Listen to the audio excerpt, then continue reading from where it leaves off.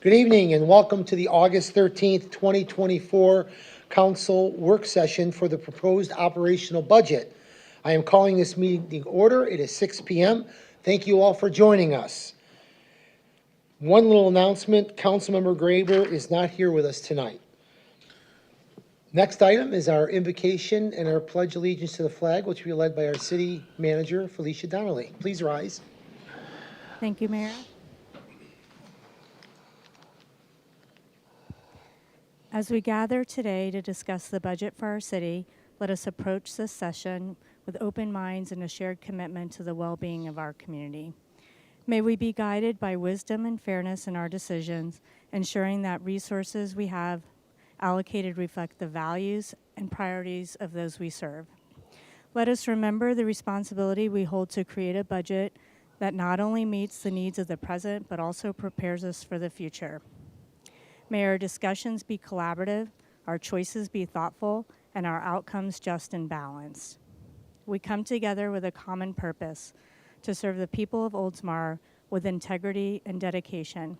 Let this work session be a time of productive dialogue and meaningful progress as we strive to build a stronger, more vibrant community. We thank you, God, for the guidance and strength to fulfill our responsibilities, and we ask for your continued blessings on our efforts. Amen. Amen. Pledge allegiance to the flag of the United States of America and to the republic for which it stands, one nation, under God, indivisible, with liberty and justice for all. Thank you very much, Felicia. It was very nice. Next item is our open forum. Each speaker will be recognized once and will be limited to a 5-minute comment on any subject that is not on the agenda. The open forum will conclude at 6:30 p.m. If you wish to speak, please state your name and your address for the record. I also have a little announcement. If you would like a member of the city staff to follow up on any comment or question made at the meeting, you may fill out a comment card with your contact information and give it to the city clerk. Comment cards are available at the back table in the council chambers. Completing a comment card is not mandatory. Is there anybody that would like to speak to the council? Come on up. State your name. Welcome. Hi. My name is Claude Campo. I own the property at 600 St. Petersburg Drive. It's in the regards, I got a phone call last Friday on the new ordinance on the ditch cleaning on St. Petersburg Drive, making the homeowners or the property owners be responsible for cleaning out the ditches, the garbage, the sidewalks. You guys use a large tractor to clean out those ditches. Those ditches are big garbage dumps. They're full of water. I mean, for a homeowner to stand out there, or even landscapers to go out on the street and try to do this is a big task and a dangerous one. That's a busy road. There's hotels, schools, businesses, bars. It's a thoroughfare. That is a commercial road, and it's not owned by the homeowners or the property owners. It's owned by the city. I've had that property for almost 30 years and never have run into this or have had any issues with it before until now when he called me and let me know that they have changed an ordinance to force us to clean out the ditches and be responsible for it. Not only that, it's a liability for the property owners. It's a liability for the city. You guys use a big tractor to clean those things out. I can see somebody out there with a weed whacker and trying to push a lawnmower down these deep ditches and trying to cut them on a busy road. Somebody's going to get hurt, hopefully not killed or injured or critically hurt, but it is a poor decision. I think that what would have been a better decision is if they would have just put storm drains there, like in a lot of the other areas, so you don't have ditches and you don't put somebody out in the middle of the road trying to clean out the ditches. And being a property owner and having that property for so many years, there has been so much junk thrown out there, bottles, glass, everything. It even ends up in the property past the ditch. So you can imagine how much garbage goes into these ditches. I've seen you guys go out there with hose. The person driving the tractor, that specialty tractor you got, is a lot more protected than the person standing on that busy road trying to clean that ditch for you guys. And the exposure is another thing. I haven't talked to the insurance company about what's going to be exposure, because when you require us to do maintenance, that exposes us to liability for everybody walking, and then also included the sidewalk. So I have almost 400 feet of sidewalk now that I'm going to be liable for because of this ordinance. I just don't think it's fair to make an ordinance and make somebody clean you guys' property. It's not mine, it's yours, and it's a commercial road. It's not like a regular house where you got a little patch of grass between your sidewalk and your thing. It's not a residential street. It's a much different situation. And I wish they would have thought this out a little bit better to protect. I just think that this is going to be a really poor decision in doing this and trying to force. And also, I've tried to get landscapers. I went and talked to them. They're not interested. They don't want to deal with that ditch. And those ditches, some of those ditches are really deep. Mine happens to be deep, and it's difficult to deal with. And what else is it filled besides the bottles, the garbage, and everything people throw in there? Water. So you can see how difficult that is. That's why you guys don't use hand people to go out there and clean them. You've got this big, huge tractor with these arms that go in and clean these out, and then you guys go in with your arms and scoop them out because all the debris in there. For a homeowner or a property owner to go out and take care of something that's not even their property.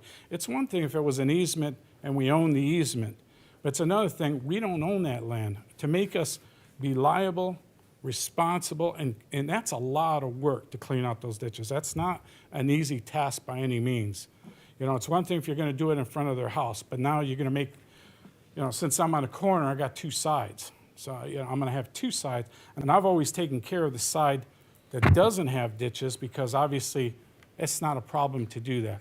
But to do something with a ditch that's right on a very busy road there, it's a bad situation. I just can't believe that the city would, after 30 years, would decide to just put that on the property owners and make them clean up their roads. Can you please fill out one of those cards and make sure you talk to the city staff? Yes. I would Was it appreciate the it. council that voted that in, or was it City Works? How did that become this ordinance? We did Because not, I just found out about it Friday, and I guess apparently they, I don't know.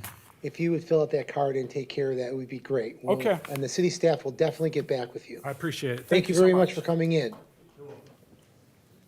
Is there anybody else who would like to speak to the council? Okay, with that, we're going to close the open forum. Next item on our agenda is our proposed operational budget for the fiscal year 24-25. City Manager Felicia Donnelly and staff will present the proposed operational budget for fiscal year 24-25.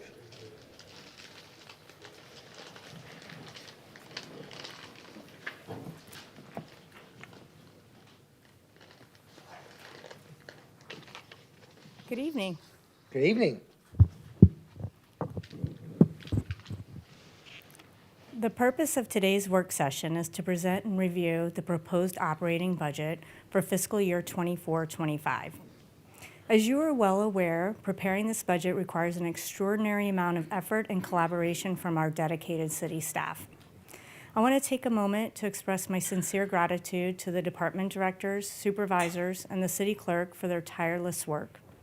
I would also like to extend special recognition to Cindy Neno, Garrett Zeliff, Amy Ratliff, John Dauphiné, Sabrina Nappins, Jordan Lance, and Barbara Schulte for their exceptional contributions. As we go through the budget tonight, please feel free to ask any questions and share any thoughts at any time. We encourage open dialogue throughout our discussion. We will be taking a break for about 15 minutes or proposing one.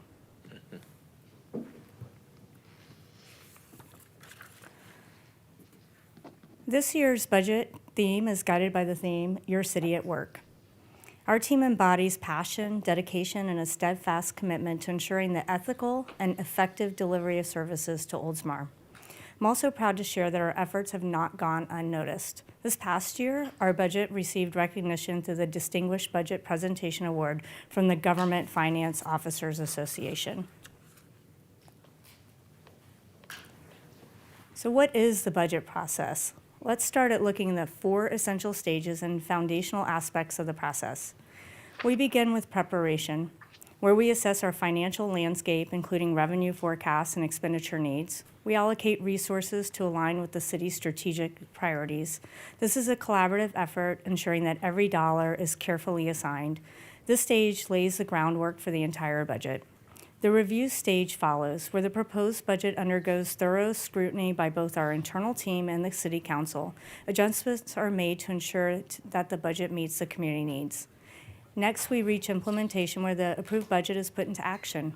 Finally, continuous monitoring and project management are key, ensuring that we stay on track and deliver the outcomes of our community expects.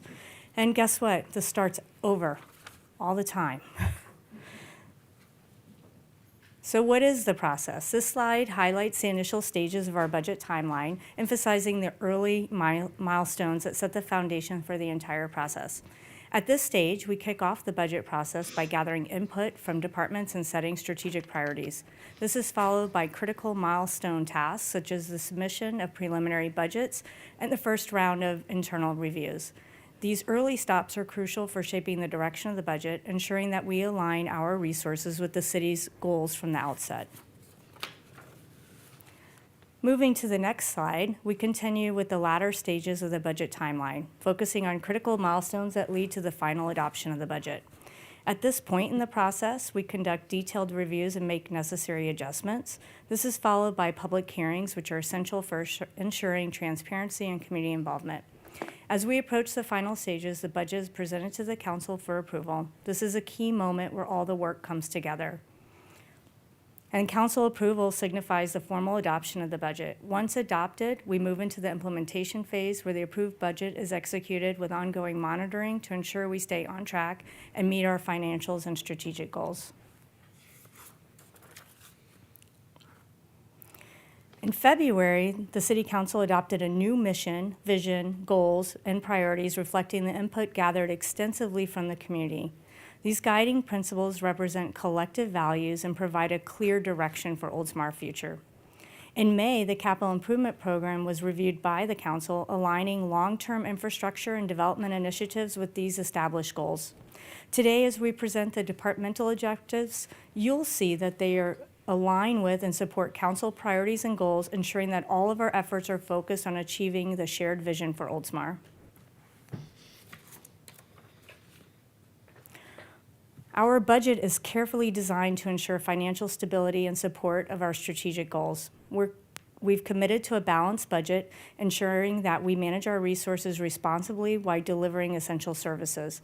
This budget supports the strategic plan and City Council goals and priorities, ensuring the resources align with the long-term vision.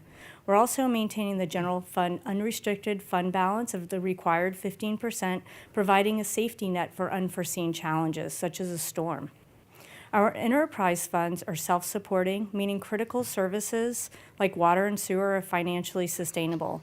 Finally, the Capital Improvement Program is fully integrated into the annual operating budget, ensuring the infrastructure investments are both planned and funded. To summarize, this budget is about maintaining financial health while advancing the community's priorities.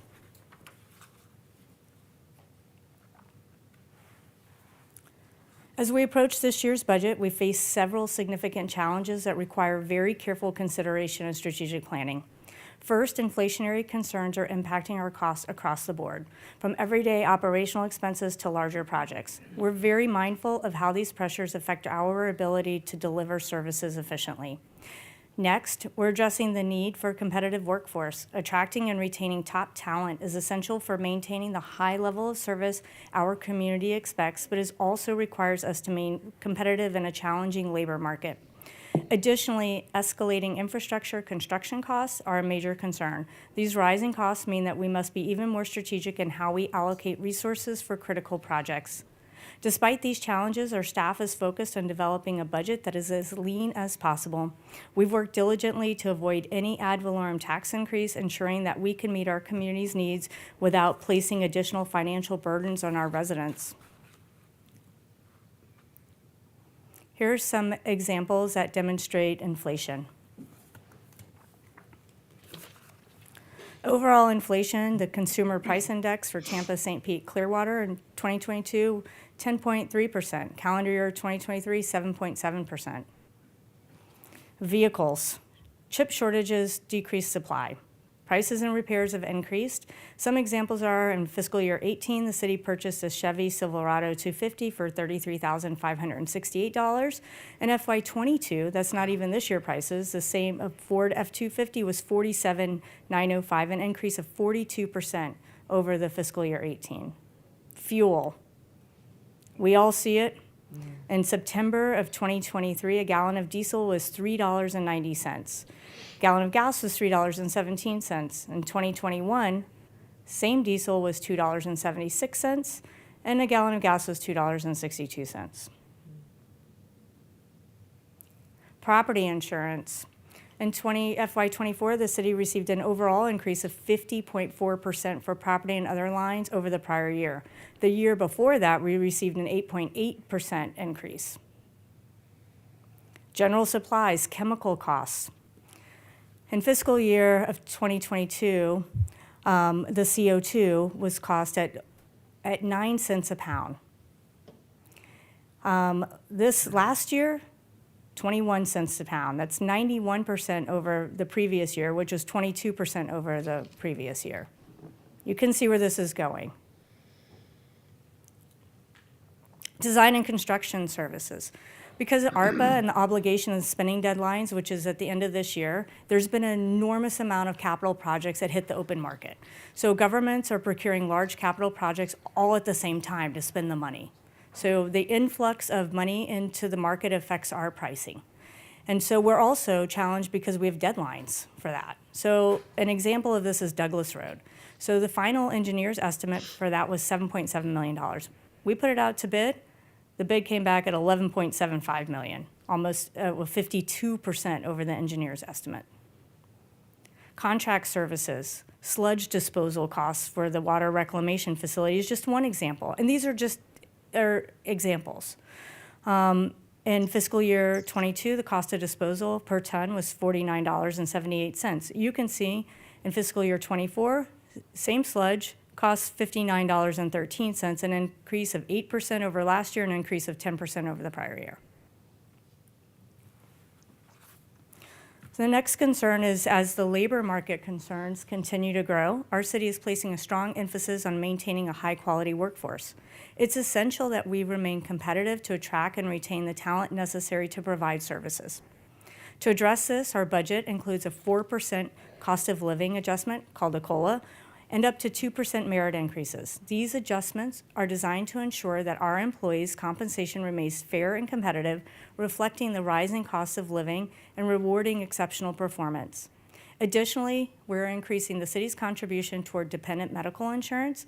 This change is consistent with the recommendations from the compensation and classification study, and it further supports the goal of providing comprehensive and competitive benefits to our employees. By implementing these measures, we're reinforcing our commitment to our workforce and ensuring that we continue to deliver services.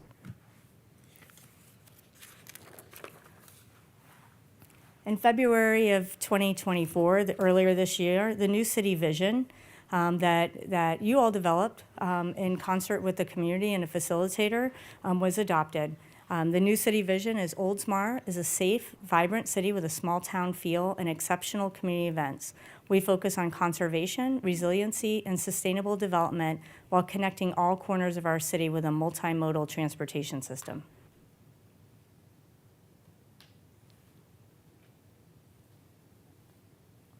Oops, wrong way.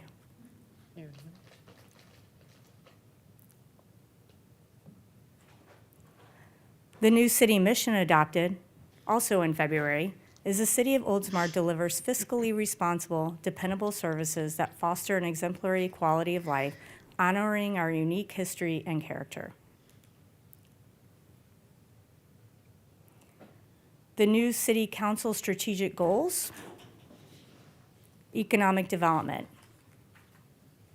quality of place, environmental resiliency, effective community engagement, fiscal responsibility, efficient governmental operations, and public safety. You will see each departmental objectives align with these directly. The new city council priorities that were adopted, these are good for next fiscal year and the fiscal year after. Maintain existing infrastructure, expand community engagement, establish a downtown corridor, enhance roadway safety for all modalities, execute Oldsmar Sports Complex improvements, determine future infrastructure needs through master planning.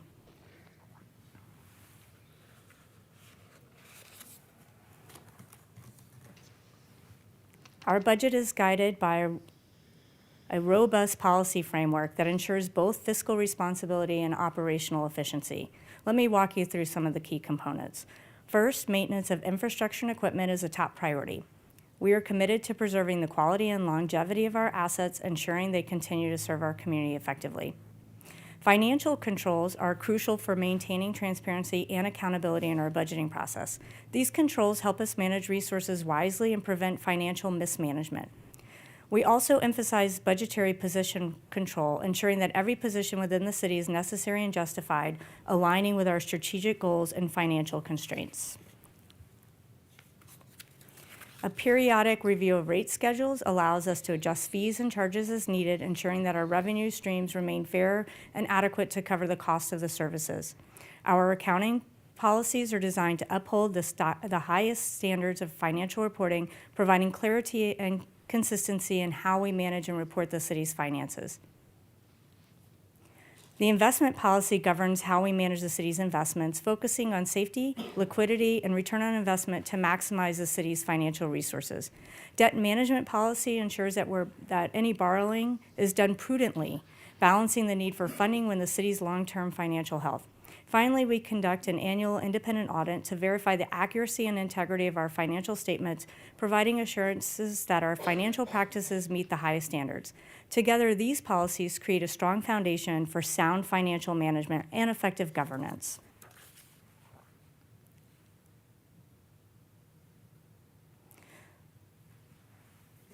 So the budget highlights is the total budget is $40,397,180. It's a lean budget.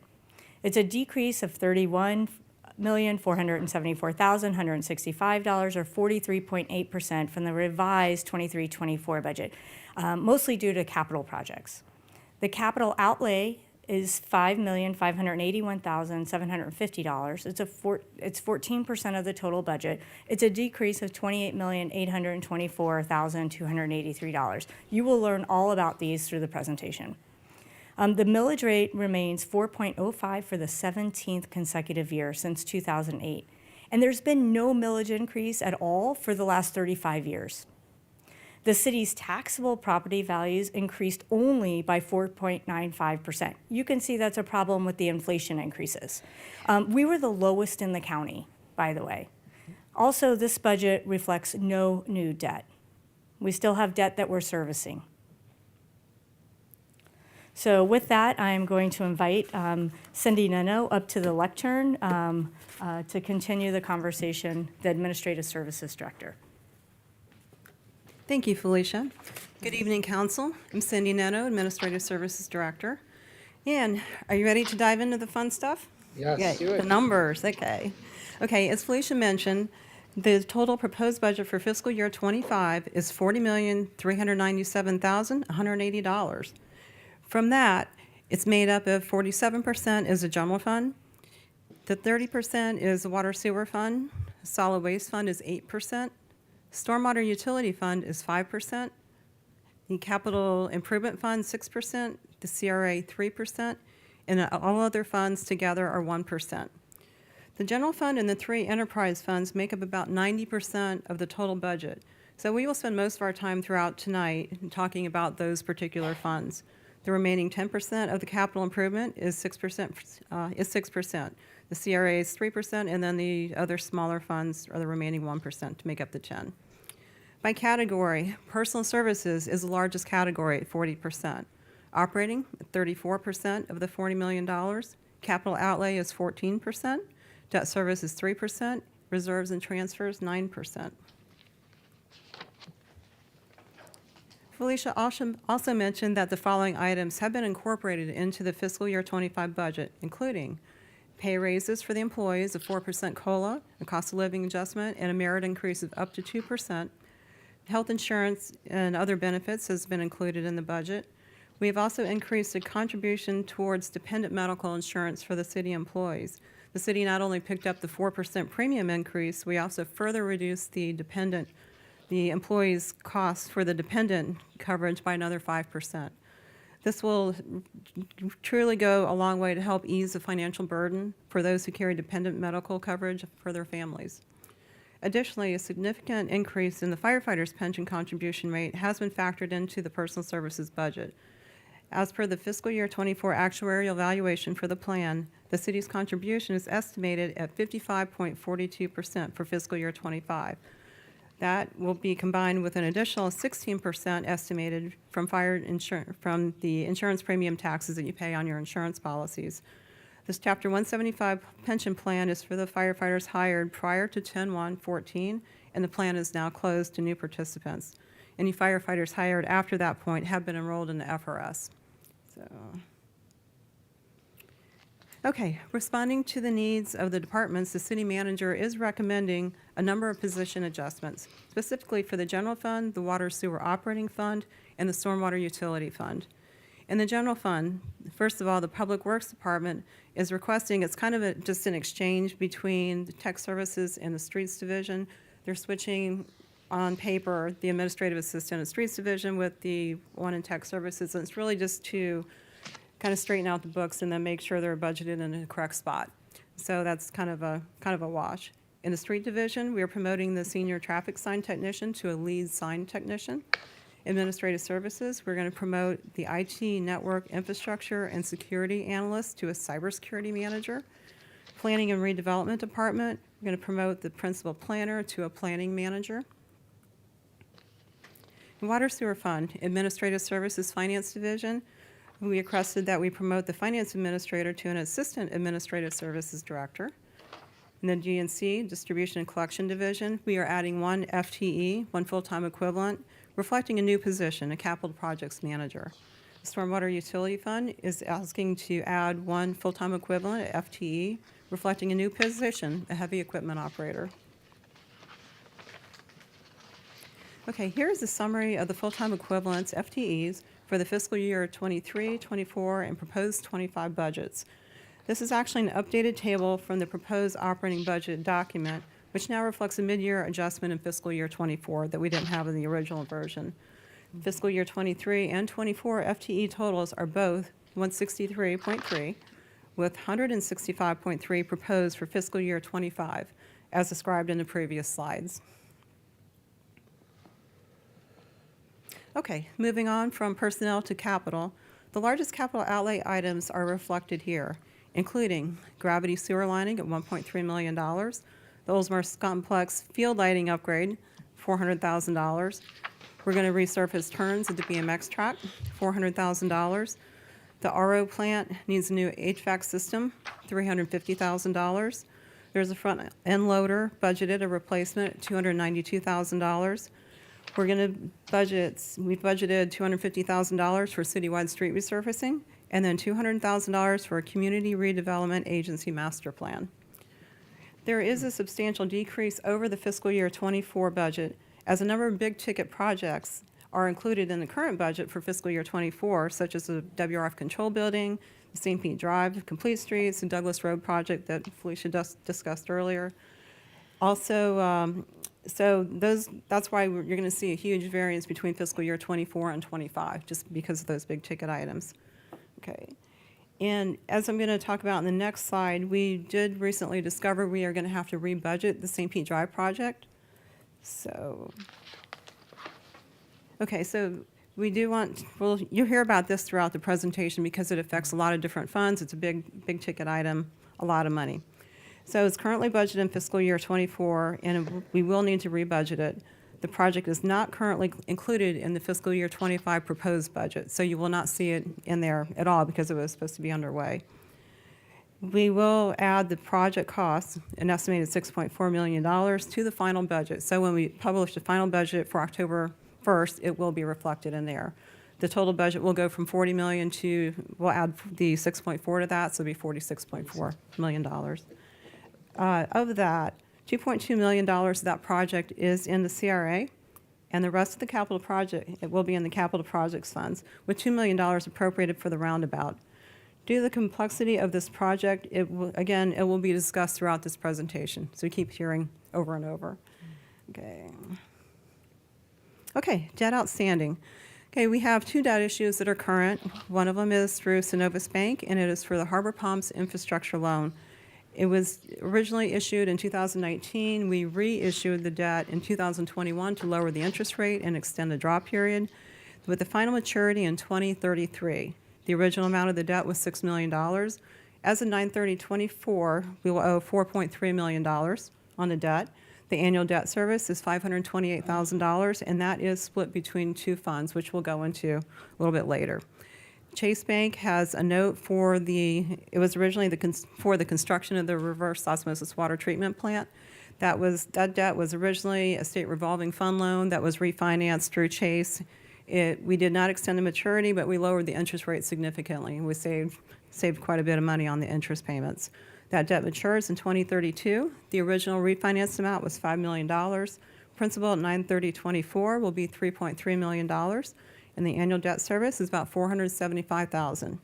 Overall, total debt service for the city is just over $1 million.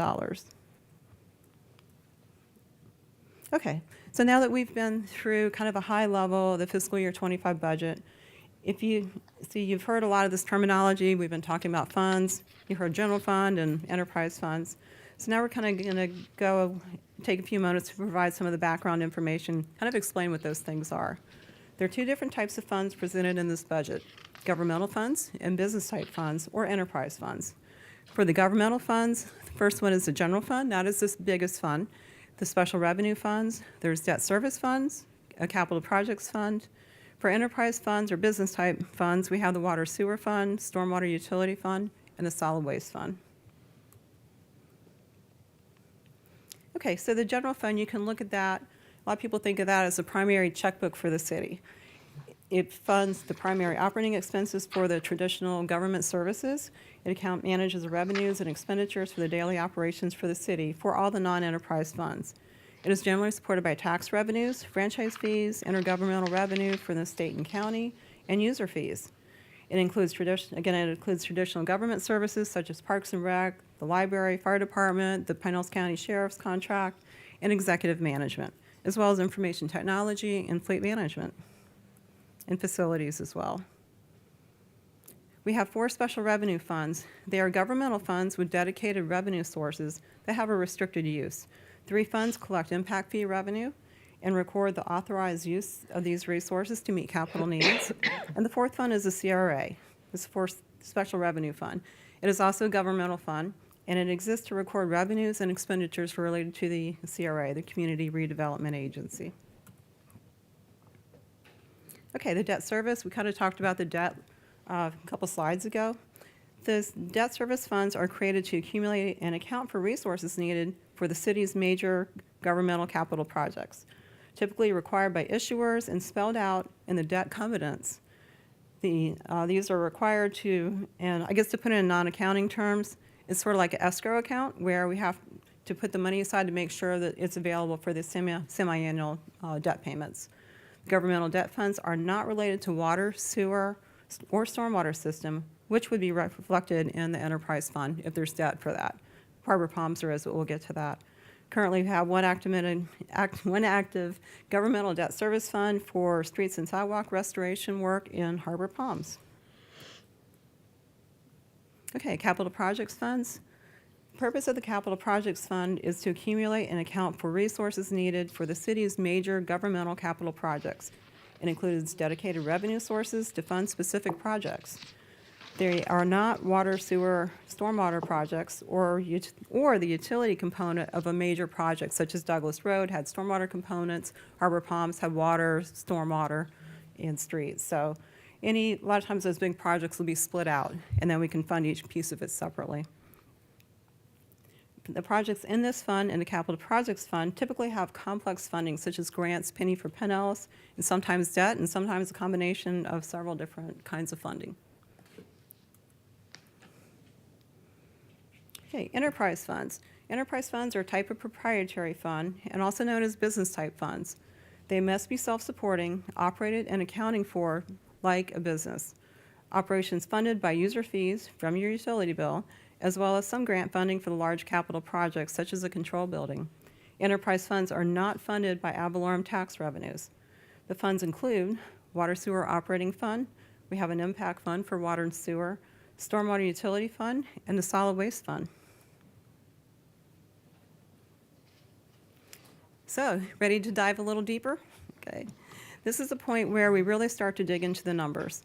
Over the next few slides, we will provide this citywide all funds overview of the fiscal year 25 budget.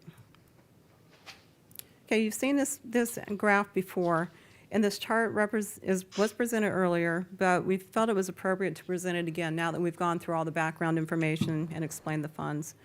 So basically, the $40 million budget, general fund makes up 47% of that.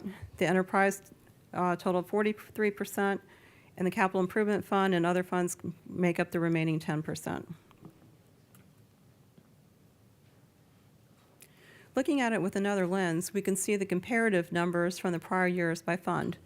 The general fund, current budget is proposed budget is $828,805, increase of $205,000, which is essentially flat for that size budget, 1.1% increase.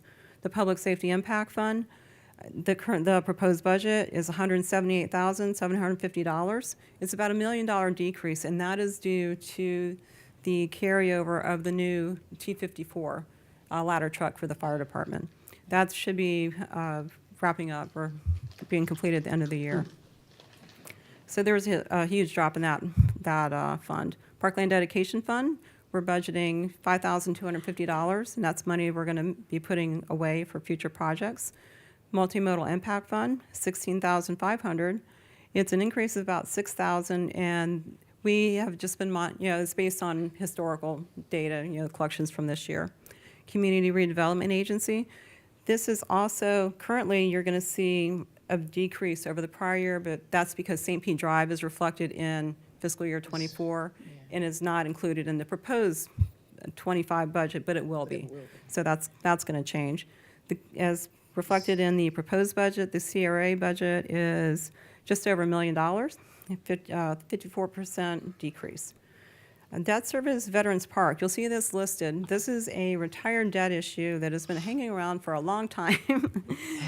The final payment was made in October 2022, so this will be the final year. It'll be in the budget. It will finally go away for 2026. You won't have to show it anymore.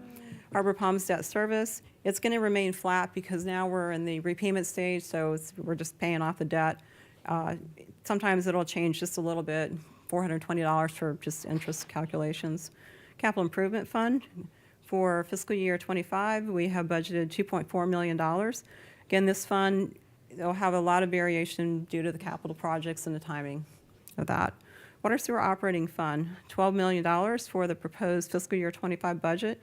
This is a decrease because we have the control building budgeted in fiscal year 24. We're getting ready to award that, hopefully at the next meeting.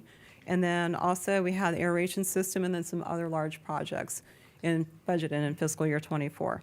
So a lot of those projects are going to carry over, so the revised budget after we close will be adjusted for those projects. Water Sewer Impact Fund, $95,000, slight increase. Stormwater Utility Fund, budget's going to be about $2 million. Again, there's a timing of capital projects that puts kind of a wild variation in some of those numbers. The Solid Waste Fund, $3.2 million, and it's relatively flat. Total budget, $40,397,180, a decrease of 43.9%. Okay, again, looking at it by category, personal services makes up 40% of the $40 million budget. Operating is 34%, capital outlay 14, debt service 3, reserves and transfers 9. Okay, so here's the dollars for the previous chart. Personal services, the total budget for the whole city is $16,262,445, a 5.8% increase. Operating, total budget is $806,945. Capital outlay, about $5.6 million. Debt service, just over $1 million for the city. Transfers, $380,000. Reserves, $3.6 million. Total budget, $40,397,180. Okay. Okay, so where does that $40 million come from? A lot of it is charges for services, and those are mostly fees that are charged on your utility bill. Taxes are 34%, permits and fees 4%, intergovernmental revenue 9%, fines and forfeitures 1%, miscellaneous revenue 6%, transfers 1%, and then reserves 7%. Okay, again, looking at the numbers, the taxes, our proposed budget includes $13.3 million of tax revenue, a slight increase at 4.7%. Permits and fees, proposed budget is just over $2 million. Intergovernmental revenue, which is money we receive from other governments, the county and the state, that is budgeted at $3.4 million. Charges for services, $15 million. Fines and forfeitures, $97,000. Miscellaneous revenue, $2.7 million. Transfers, $380,530. General fund appropriated reserve, $1.25 million. We'll talk about that a little bit later. And then other funds, $2 million. So overall, the proposed budget is down 43.8% from fiscal year '24, and once again, that's due to the significant number of capital projects and the timing. Okay, so now that we kind of mentioned the dollars and the percentages attached to the different revenues, I'll kind of go through what they are. So taxes, there's various taxes that make up that. It's not just ad valorem. So within the ad valorem tax category, we have ad valorem taxes on real property and then also intangible personal property. Tangible personal property is mostly business equipment, not really for a person, but for a business. So local option taxes, penny for Pinellas is one that is a tremendous revenue source for us for capital projects. Local option fuel taxes, that's the other local option tax. There's insurance premium taxes, utility taxes. Most prevalent is the electric utility taxes we receive from TECO. And then metered and bottled gas taxes we receive from natural gas service and propane. There's communication services tax and, of course, the local business taxes. Permits and fees. There's franchise fees we receive from TECO, also from your power bill, impact fees and assessments, and then there's other local permits and fees. Intergovernmental revenue. Again, it's money we receive from other governments. Grant funds, half-cent sales tax, state revenue sharing, local grants from Pinellas County, and of course the American Rescue Plan Act, the ARPA proceeds. We don't have any ARPA proceeds reflected in fiscal year '25 because all of the projects have to be encumbered in '24. So they will be carried over, and we'll make adjustments once we get those projects carried over. Okay, charges for services. Again, a lot of stuff from your utility bill. Water, sewer, stormwater, solid waste. We have some general services that we charge for. Program fees, such as recreation fees, including rec cards, summer camps, and a bunch of the classes and programs that we offer. And then there's some other miscellaneous fees. Fines and forfeitures. This would include code enforcement violations and then traffic and parking tickets. We get a share of that from the county once a month. Miscellaneous revenue, that'd be investment earnings, shelter rentals, donations, sale of surplus equipment and vehicles, and administrative cost allocations from the enterprise funds to help cover facilities, staff time, and that kind of thing. Okay, transfers. Transfers are between the funds, typically for governmental debt, such as Harbor Palms. We pay for that out of the general fund, transfer it to the debt service fund every year. There was typically 1/10 of 1 mil from the general fund to the public safety impact fund that has been, we're recommending that it's paused again for fiscal year '25 to cover some of the operating costs that we've incurred. The use of impact fees for capital projects where appropriate is also recorded as a transfer. We don't have any proposed for fiscal year '25. Right now, we're saving up money for future projects. Some other financing sources that are sometimes reflected would be debt. Fortunately, there's no new debt for fiscal year '25.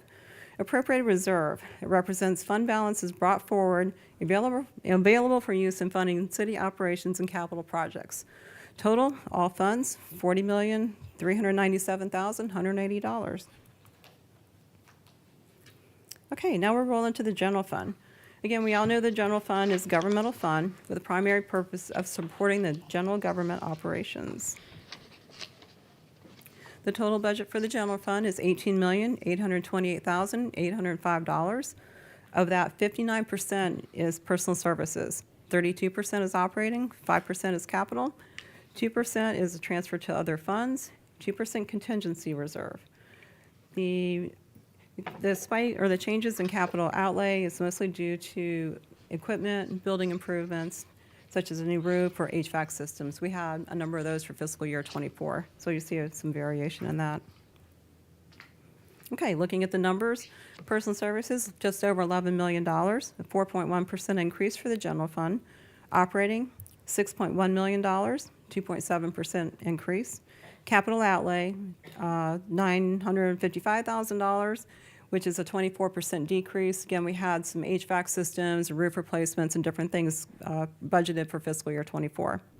Transfer to other funds, $380,530. Contingency reserve, $315,625.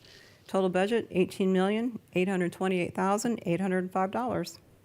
1.1% increase, so it's essentially flat. Okay, for the general fund revenue, 50% comes from tax revenue. This includes, again, ad valorem, utility taxes, and communication services tax, as well as business tax receipts. Permits and fees include TICO franchise fees. 10% of this is, there's 10% intergovernmental revenues, state revenue sharing, half-cent sales tax, 15%. Charges for services at 3%. Other miscellaneous revenue, 8%, includes investment earnings, proceeds from the sale of surplus equipment, administrative cost allocations from the enterprise funds, and to cover utility billing, staff, facility costs, vehicles, and personnel time, information technology, that kind of thing.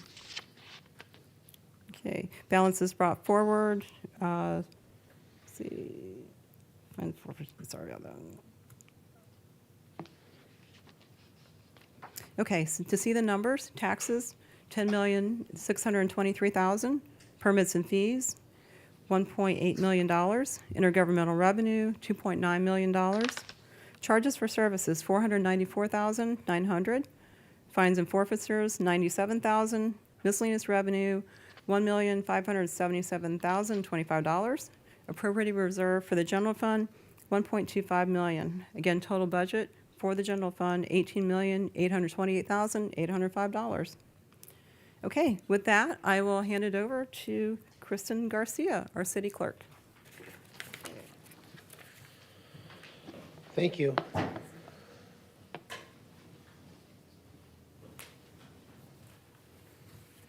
Thank you, Mayor and Council.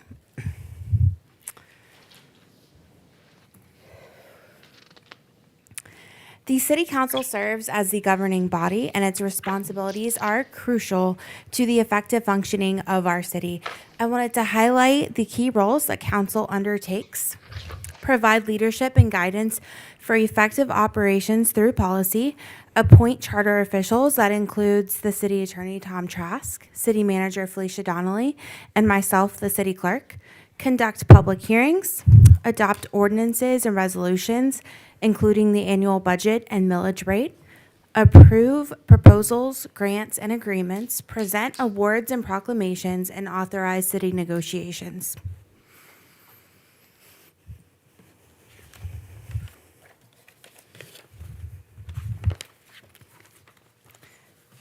At the June 25th council work session, council discussed and agreed upon allocations for council line items.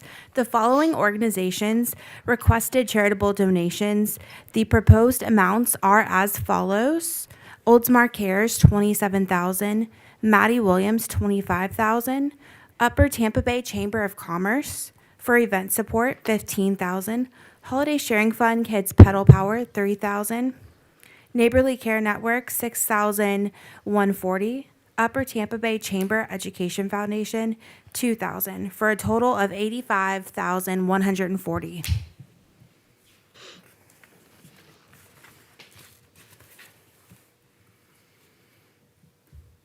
For travel, $0 has been proposed for the mayor, council members, and for food for work sessions.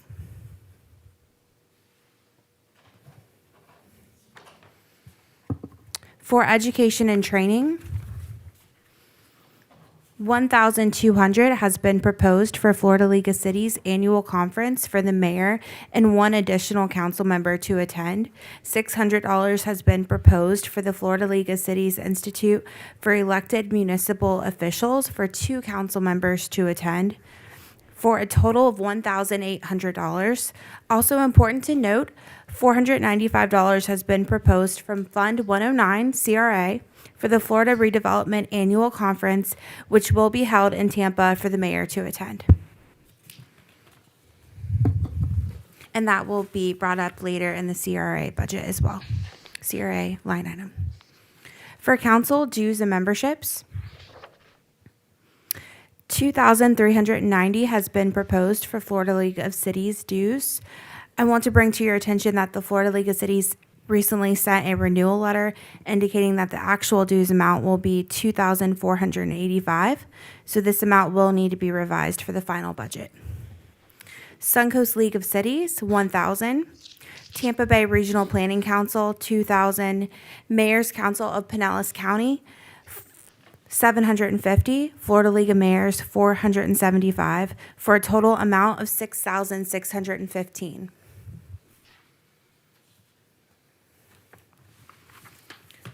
For promotional activities, which includes programs such as the Citizens Academy and the annual volunteer dinner, $500 for council shirts, $600 for the mayor's breakfast table sponsorship, which provides 2 tables, $1,000 for awards, $500 for the swearing-in reception for newly elected council members for seats 2, 4, and the mayor in March of 2025. $3,050 for the Citizens Academy, which provides food and materials for both the 2024 and part of the 2025 classes. $7,000 for the annual volunteer appreciation dinner. $1,000 for board member name tags.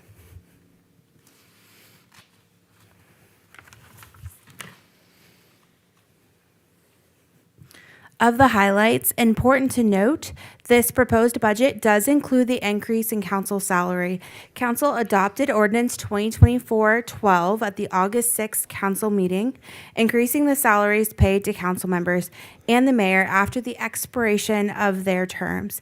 Council members for seats 2, 4, and the mayor will be elected on March 11th, 2025, and will receive this increase.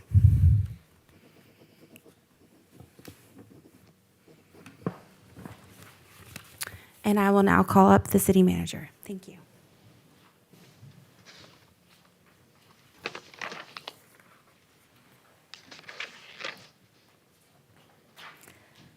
The city manager's office ensures the effective delivery of municipal services and programs while supporting the city council's vision, mission, and strategic priority.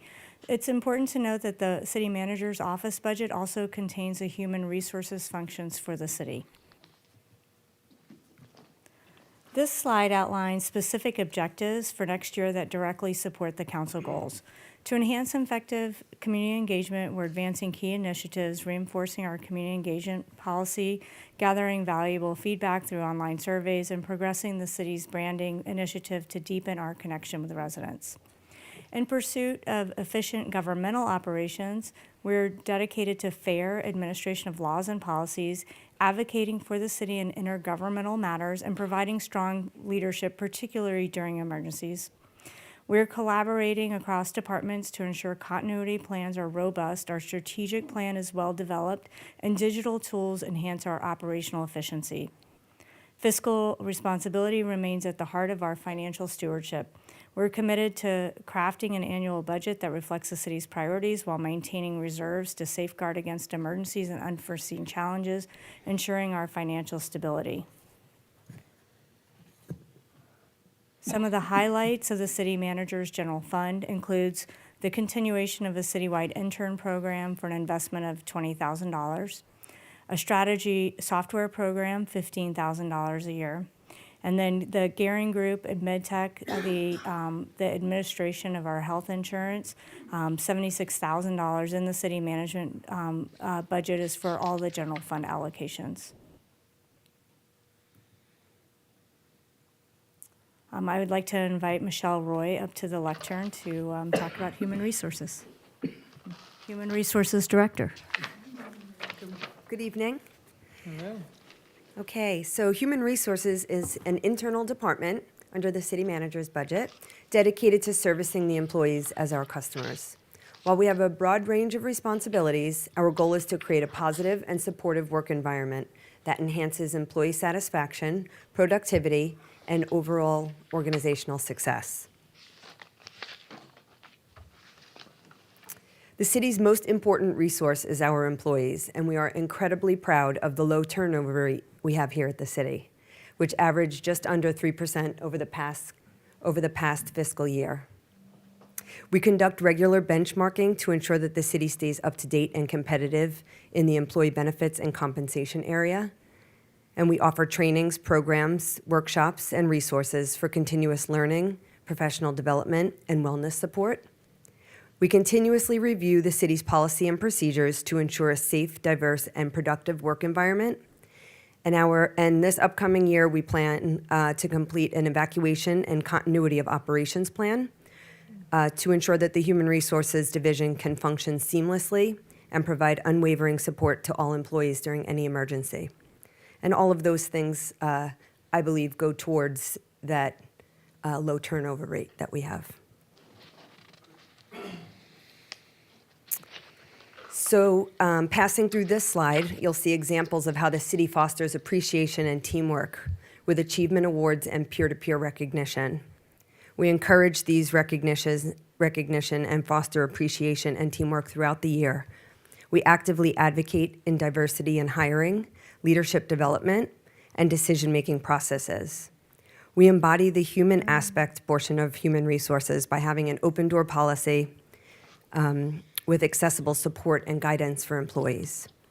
We encourage a culture where the city's values are woven through everything we do: honesty, excellence, accountability, respect, and teamwork. The markers that Jordan's going to share with you all were initiated by the city manager's office and provided to every city employee to put in their truck, display at their work desk, or to use as a bookmark. You'll notice the values spell out the word heart, and the marker reminds the employees that you are the pulse of the city. May you be proud of the work you do and the person you are and the difference you make. So the next slide highlights our annual wellness fair, which is one of the city's more popular events, and it's a component of the quality of place goal to offer a comprehensive whole health wellness program. This year, our wellness fair was focused on preventative screenings, and we had a total of 134 individual screenings performed, including biometrics, A1C, hearing, bone density test, Tanita scale, angio screenings, and we had a dermatology bus that you can see pictured on the slide. The city receives aggregate results from the screenings, which assists us in where to focus our wellness strategies for the following year. The most impactful feedback we received was from the dermatology bus, which indicated of those who had a biopsy that day, there were a total of 8 who were positive for skin cancer. Wow. All patients were notified by the physician and of their results and scheduled for follow-up. But to me, that was a really good example of how our preventative program is working and finding things early, before they become complicated or difficult to treat. Or in fact, the health insurance. Yes, yes. Okay, and so recently, I presented to you all that Cigna selected the city of Oldsmar as a recipient of its 2023 Silver Level Healthy Workforce designation. That's a good picture. This honor, yeah, just last week. This honor, our photographer, Chip. Yeah, that's a good one. This honor was awarded to employers who demonstrate a strong commitment to improving the overall health of their team members. In the state of Florida, Cigna has 210 government clients, of which only 21 received some level of the award. And in addition to the trophy shown on the slide, we were provided with a digital designation badge, which we prominently and proudly display on the city's website on the hiring page. We are so honored to be recognized with the silver level designation. Thank you for your time this evening. And next is Kristen Garcia. Thank you. Great job. Thank you.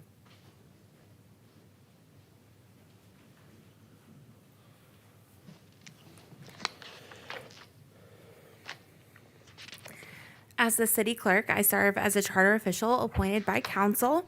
I serve as a custodian of the city seal, attest all contracts and agreements, oversee records management for the city as the records custodian, and supervise the municipal elections. As the filing officer, I accept the candidates' financial reports on the city's Easy Vote campaign finance portal, which we launched back in January, and we are now using it for a second and third municipal election. And this portal is also linked off of the city's election page for public viewing. And so we are very happy to have that software. The city clerk's office manages public records requests for the city and responds to all requests through the city's online Just FOIA portal, which streamlines this process.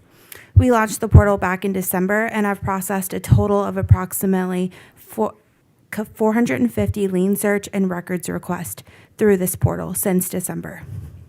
The city clerk's office also produces and publishes agenda packets and minutes for city council meetings and the boards.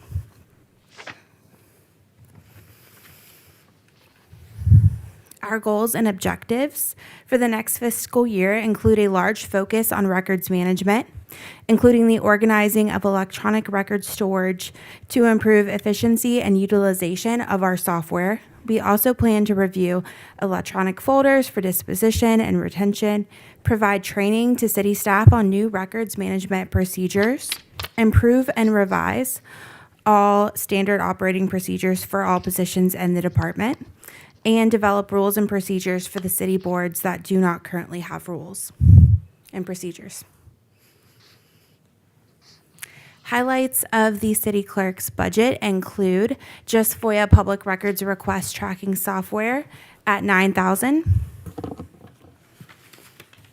Easy Vote campaign finance software, $2,500. Social media records retention, $3,600. iCompass agenda solution, $8,000. Electronic records management software, $25,000. The 2025 municipal election cost for the March 11th, 2025 election for seat 2, 4, and the mayor is estimated at $20,000.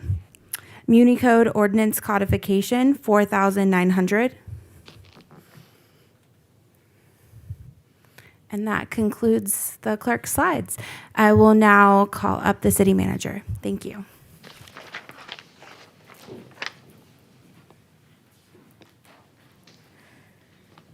Legal Services provides general legal advice and guidance to city council and staff, includes labor attorney services, attends council meetings, attends code enforcement meetings, and acts as the city's prosecutor, prepares all resolutions, ordinances, and other legal documents, reviews contracts, interfaces with the city's insurance carrier regarding claims and litigation, and provides litigation services as appropriate.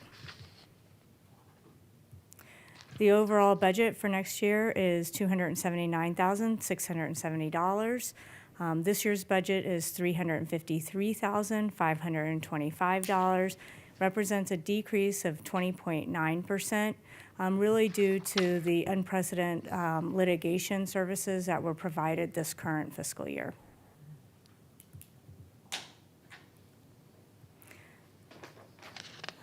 Tatiana Childress, Planning and Redevelopment Director, will provide the background for the Planning and Redevelopment Department. Thank you, Felicia. Good evening. The Planning and Redevelopment Department manages growth through comprehensive planning, land development regulations, including zoning ordinances, floodplain regulations, local permitting, capital programming, downtown redevelopment, code enforcement, and business tax receipt programs. The following slides will include some information on how the activities in our department are aligned with the council goals for the next fiscal year. So under the economic development, we will continue to collaborate with Pinellas County for the Employment Sites Program. We are planning to adopt the Forward Pinellas Target Employment and Industrial Land Study. We're also proposed to continue partnership with Upper Tampa Bay Chamber of Commerce. Upper Tampa Bay Chamber of Commerce for Business Assistance Program. Under the effective community engagement, we will collaborate in efficient development review processes and enhance community engagement for redevelopment projects. We recommend and implement policies to streamline processes, ensuring clarity and efficiency in planning and redevelopment. Staff will be initiating a sufficiency intake applications, aka checklist, for different types of planning cases to streamline the approval and review processes. Under the quality of place, we are continuing to enforce higher regulatory standards through continued code enforcement. We continue to enforce the Tampa Road Corridor Plan and regulations, including the architectural guidelines and sign codes. We support orderly growth that protects the city's natural resources and promote infrastructure upgrades. We prioritize safety, focusing on pedestrian, bicycle, and ADA access, and ensure safe traffic flow on on-site parking with clear pedestrian pathways, enforcing the Land Development Code regulations. Under the environmental resiliency goals, we will continue to enforce the higher regulatory standards related to development in a special flood hazard area. We'll continue to improve the community resiliency by complying with FEMA regulations and other local mitigation strategies. And we'll complete our annual community rating system, CRS recertification, and also try to implement improvements to increase the CRS class rank. As you may know, we recently received the Class 5 for our community rating system reclassification, which is a great achievement for the community. And as soon as we complete the stormwater master plan, we're planning to apply for Class 4, because Class 4, there is a prerequisite for Class 4, and that's that stormwater management plan. And now also, we just received this week for the annual community rating system recertification. FEMA changed how they review elevation certificates. Elevation certificates are required for each new construction or substantial improvement, substantial damage. So we received 100 for the consecutive year. We received 100% on those ECs, the elevation certificates review. And community, again, FEMA changed how they do these things. So any particular community that participates in the CRS class ranking, they must score 90 or above on those ECs to maintain their current class ranking. So it's a great achievement for us as well, so because it was scored 100%. And under the quality of place, quality of place is already covered, excuse me. The highlights, under highlights, we are proposing, so the highlights for the department, for the Planning and Redevelopment Department, include the following. We're requesting to promote the principal planner to a planning manager, and we're proposing to participate in the Upper Tampa Bay Chamber of Commerce and include the BAP program of $34,000. And the total budget for the fiscal year is $65,905, I'm sorry. Next, we have law enforcement, and will be covered by Felicia Donnelly as well. Thank you. Thank you, Tatiana. Thanks, Tatiana. The next is the law enforcement.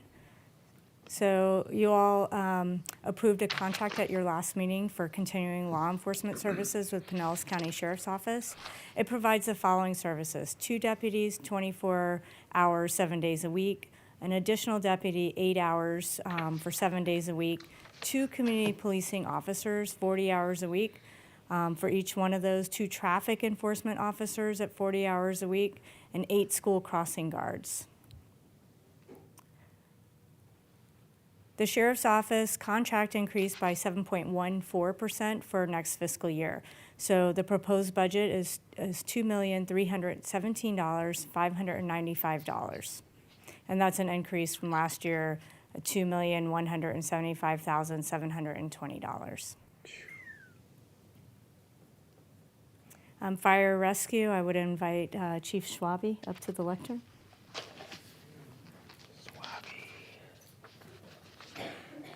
Evening. Hey, Chief. All right. So, Fire Rescue Department provides fire protection, emergency medical services, and fire prevention and life safety services. The department also plays a role in emergency management and community risk reduction. Our mission is to provide excellent service while protecting and enhancing the quality of life of our community. And some goals and objectives for the department include pressure test 100% of our attack and supply fire hose for compliance with the National Fire Protection Association. Performance test all fire suppression apparatus pump, ground ladder, and aerial components, also in compliance with the NFPA. Perform fire reporting quality assurance programs. Respond to 90% of all emergency incidents within city limits in 7 minutes and 30 seconds or less. This is a standard established by the Pinellas County EMS Authority and includes responses by our mutual aid partners. And then test and inspect all public, private, and reclaimed fire hydrants. Conduct 12 pre-incident plan inspections of high-risk facilities. Conduct annual fire inspections for at least 33% of all commercial and industrial businesses. Perform EMS quality assurance of on-scene treatment by paramedics and EMTs. Deliver a minimum of 12 life safety public education programs for residents and businesses. Maintain a database that tracks and inventories all pertinent information regarding departmental personal protective equipment. That's our firefighters' bunker gear. As well as a database to track and inventory all apparatus, staff vehicles, and related equipment. And lastly, provide a minimum of 18 hours of firefighter training per month to all line personnel and a minimum of 12 hours of annual supervisory training. Those are both requirements for the insurance service office rating, so we generally far exceed those. This slide represents an overview of our cost statistics for calendar year 2023 and mid-2024. Our crews responded to nearly 2,200 incidents in 2023 and a little over 1,100 as of June 30th of this year. So pretty much on track for the same overall response. Our responses to incidents within the city limits show our crews arriving on scene within 7.5 minutes, 97% of the time. Nice. When combined with incidents handled by our mutual aid partners, that metric does fall just below the goal of 90% at 89% of the time. And then some budget highlights include that the city expects to receive approximately $640,000 from the Pinellas County EMS Authority as part of our ALS First Responder Agreement. We plan to continue annual firefighter physical and mental well-being evaluations budgeted for just over $20,000. The NFPA compliance procedures that I mentioned in our goals are budgeted for $12,500. And we are proposing a move to an inspection and pre-plan program that will integrate more seamlessly with the new countywide dispatch system. That's for $9,000. And we've also been working on updating fees related to fire and life safety inspections. So that would be on the revenue fee side. And then as far as capital outlay, we plan to replace 2 treadmills and 6 vehicle laptops. Those are to integrate more seamlessly with that county dispatch program as well. And all of that totals $25,400. You've got one personnel change too, right, Chief? That was a budget revision for this year. For this So year, it's not okay. in next budget next year, revision, okay. so I can explain that if you. Back down to fire marshal. Okay. It was really just upgrading one position from our fire safety inspector to a fire marshal It's a position. different color shirt. Yes. Well, It's a he nicer still wore shirt. white. He just has bugles on his collar now, so he's a lieutenant. So, yeah. Cool. Thanks, sir. Thank you. Next, Daniel Simpson, Director of Public Works.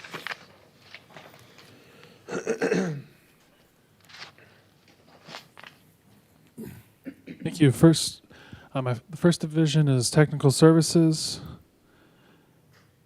The technical services division manages city projects, infrastructure, and engineering.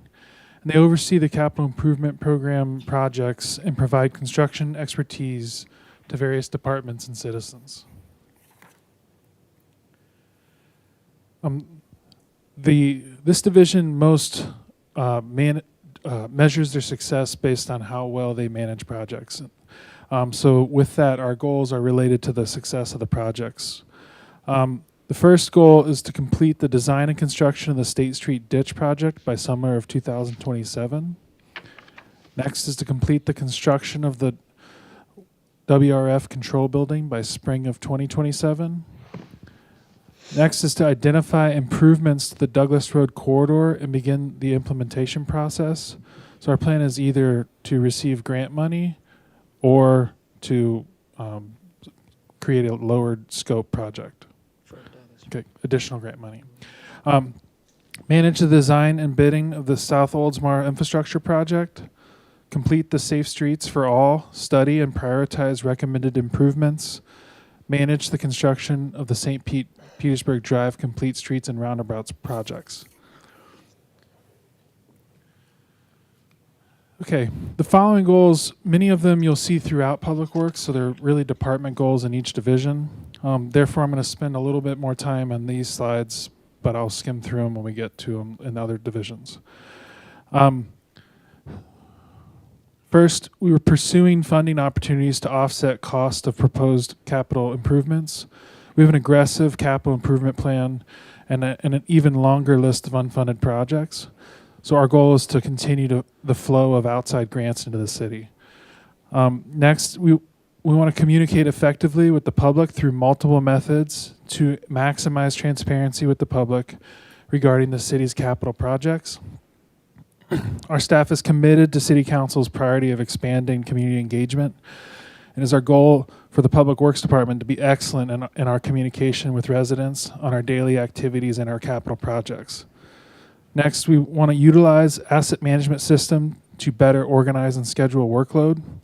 So we're working right now to procure a high-quality asset management system for Public Works, but that will, when this is adopted, it will help us operate more systematically and be able to be accountable for the level of service we're providing.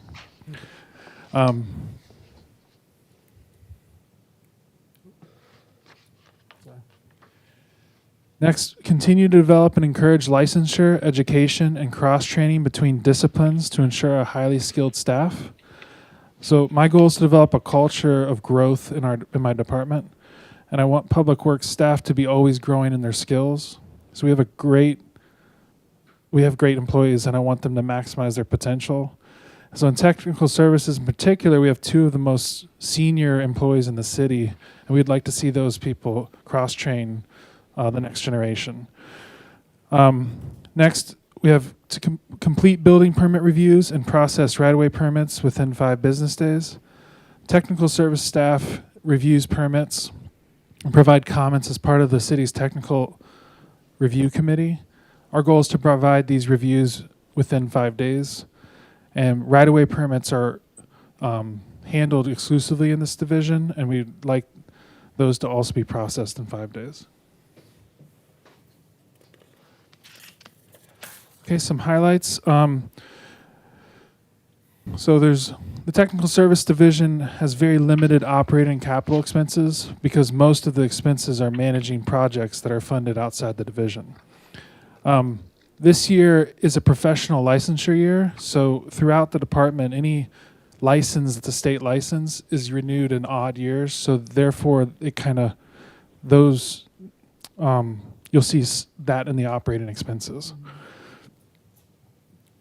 Additionally, we've decreased engineering services budget for an overall decrease in this year's expenses. Next is the Streets Division. So the Streets Division exists to ensure safe and efficient travel by maintaining city roads, sidewalks, and rights-of-way. The division also has the sign shop, which makes banners and street signs for the city.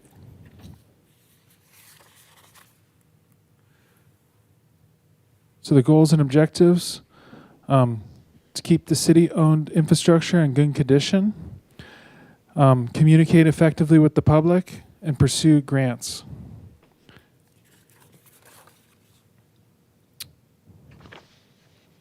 We'll utilize asset management system to better organize and schedule our workload, update standard operating procedures throughout the division.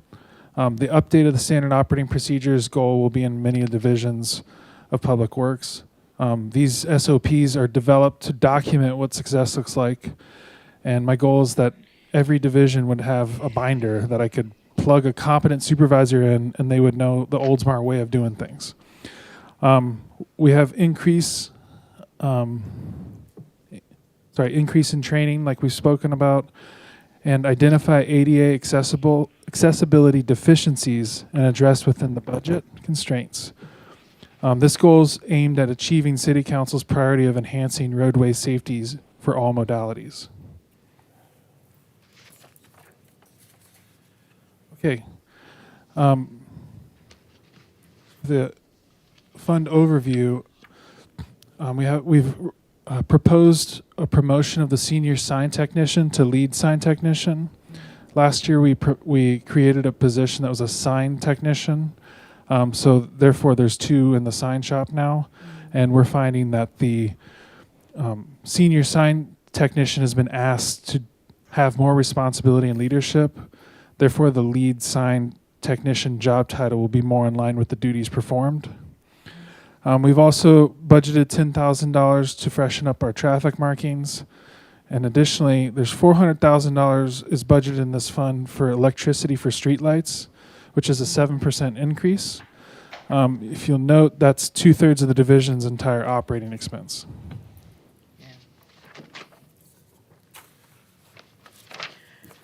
Next, Susan Hurley, our library director. Thank you. Thank you. Good evening. Okay, the public library offers a diverse range of materials and resources, including books, magazines, audiobooks, and digital media. Our programming and events promote intellectual growth, cultural awareness, and lifelong learning with opportunities for all ages. The library aims to be a hub of knowledge and entertainment, engaging and inspiring its patrons. The main strategic goal that the library fulfills is quality of place. Our goals, we're always looking to expand our services and programs offered to library patrons. We look to collaborate with other city departments regarding programming. And we are now going to be organizing displays for the Oldsmar History Museum space and plan for a relocation of the museum. We will be taking over the collection downstairs. Here we have some of the circulation statistics. Since our materials budget is one of the larger portions of our budget, books in print is still the most popular circulating item at just over 26,000. And these are all individual checkouts and do not include renewals. So it's just, everything is checked out once. And then there's renewals as about half of that. Next are the ebooks and our downloadable magazines at just over 11,000, and our digital Tampa Bay Times newspaper access is also very popular at just over 11,000 as well. Our DVD checkouts are still very popular at 8,000, and downloadable audiobooks continue to grow in popularity each year, and this past year we had about 7,000 downloads. The highlights for our funding this year are our shared funding from the Pinellas Public Library Cooperative is going to continue, and the city will receive around $240,000 for the next fiscal year. Our programs drew almost over 4,725 attendees so far. That still doesn't include our last month of summer programming, so that number is going to go up. And the library is now in charge of the historical item collection and is preparing to reopen the museum in its current location in the fall. You'll notice that our budget has gone down from the previous years due to the completion of the HVAC and roof replacement projects. You liking that? So thank you for your time and your support. And up next, we have Chip Potts, the Director of Parks and Recreation. All right, good evening. How are you? Good, how are you, Chip? Good, thank you. All right, I'll be presenting 4 divisions tonight, and we will start with Parks. He can't help himself. He can't help himself. All right, so the Parks Division is responsible for the maintenance of 11 parks and 10 miles of trail, as well as the grounds around the city facilities. These duties include mowing, edging, trimming, pruning, general upkeep, and keeping our city looking nice. Goals and objectives in the Parks Division are to enhance the quality of place in our community, and they do this by conducting regular inspections of our parks, providing regular maintenance throughout the park system, and ensuring the quality and safety of our playgrounds by conducting 2 annual inspections to national playground safety standards.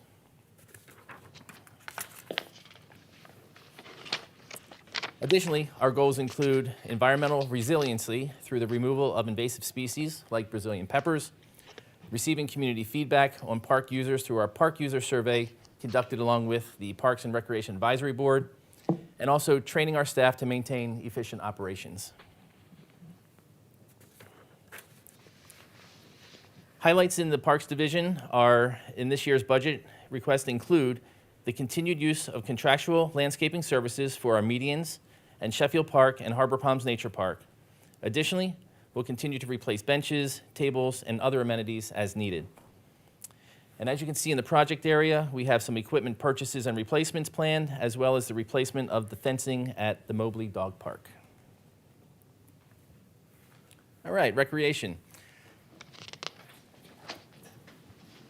The Recreation Division is responsible for programming activities and events that meet the needs and desires of our community.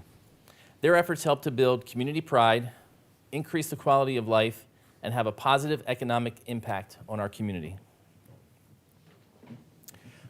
Goals for the Recreation Division include increasing participation in our general programming and events and our specialty summer camp offerings, and to offer family-friendly events throughout the year.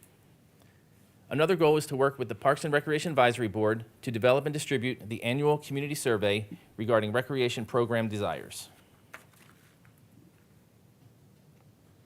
Highlights in next year's budget request include a decrease in spending, which, as Sue had mentioned, is due to large capital projects such as the HVAC work that we did at Cypress Forest Rec Center and State Street Center. And this is also in addition to already having some equipment and materials in our inventory that we can utilize for our larger events, kind of reusing them from year to year. We're also proposing to increase in our request for contractual instructors' pay. Now, this is due to an increase in our classes and our participation. However, this is directly offset by the revenue generated by those classes. One additional highlight is to increase some of our fees, such as shelter fees and facility rentals and ball field rentals, so that we stay current in the local market. Moving on to the Oldsmar Sports Complex. This division is responsible for the upkeep of the athletic facilities at the complex, as well as the programming for hockey and BMX, in addition to hosting our local youth sports leagues and numerous tournaments throughout the year. The goals for the Oldsmar Sports Complex Division are to host regional and national events to bring in visitors from outside our local area and to maintain the playing surfaces at a high and safe level. I've kind of mentioned this before in our other meetings, is that the playing surfaces out there are our greatest asset. We can have the best scoreboards, bleachers, buildings, fences, all of that. But you have to have the surface, and you have to have it maintained at a high level. So, this is something that we're really paying attention to. It requires a lot of effort, it requires a lot of attention, and it requires a lot of resources. So, the staff are doing a good job. They're fighting the weather, and they're doing a good job. Highlights in the coming year include, as mentioned, host tournaments and events, maintain the playing surfaces at a high level, and to update our fees to reflect the current market. As you see, our projects next year, they include equipment replacement and purchase, and the replacement of the doors on the soccer and football building. Next, we move on to public communications. Before you leave, Chip. Lisa, do you want to take a break? You said an hour and a half. It's 7:30 right now. Oh, you have a I just had a couple Sorry, questions for I'm- Chip I'm- before he Yep, go ahead. walked away. Okay, I know this is the dome, this is the umbrella of, that is under Chip Potts, but a couple of quick questions. We use contractual services for a couple of the larger medians for mowing, edging, and that kind of thing, including Curly Road, Lafayette, and those. Are those contracts increasing? Are they flat? Are we happy with the services that we're receiving?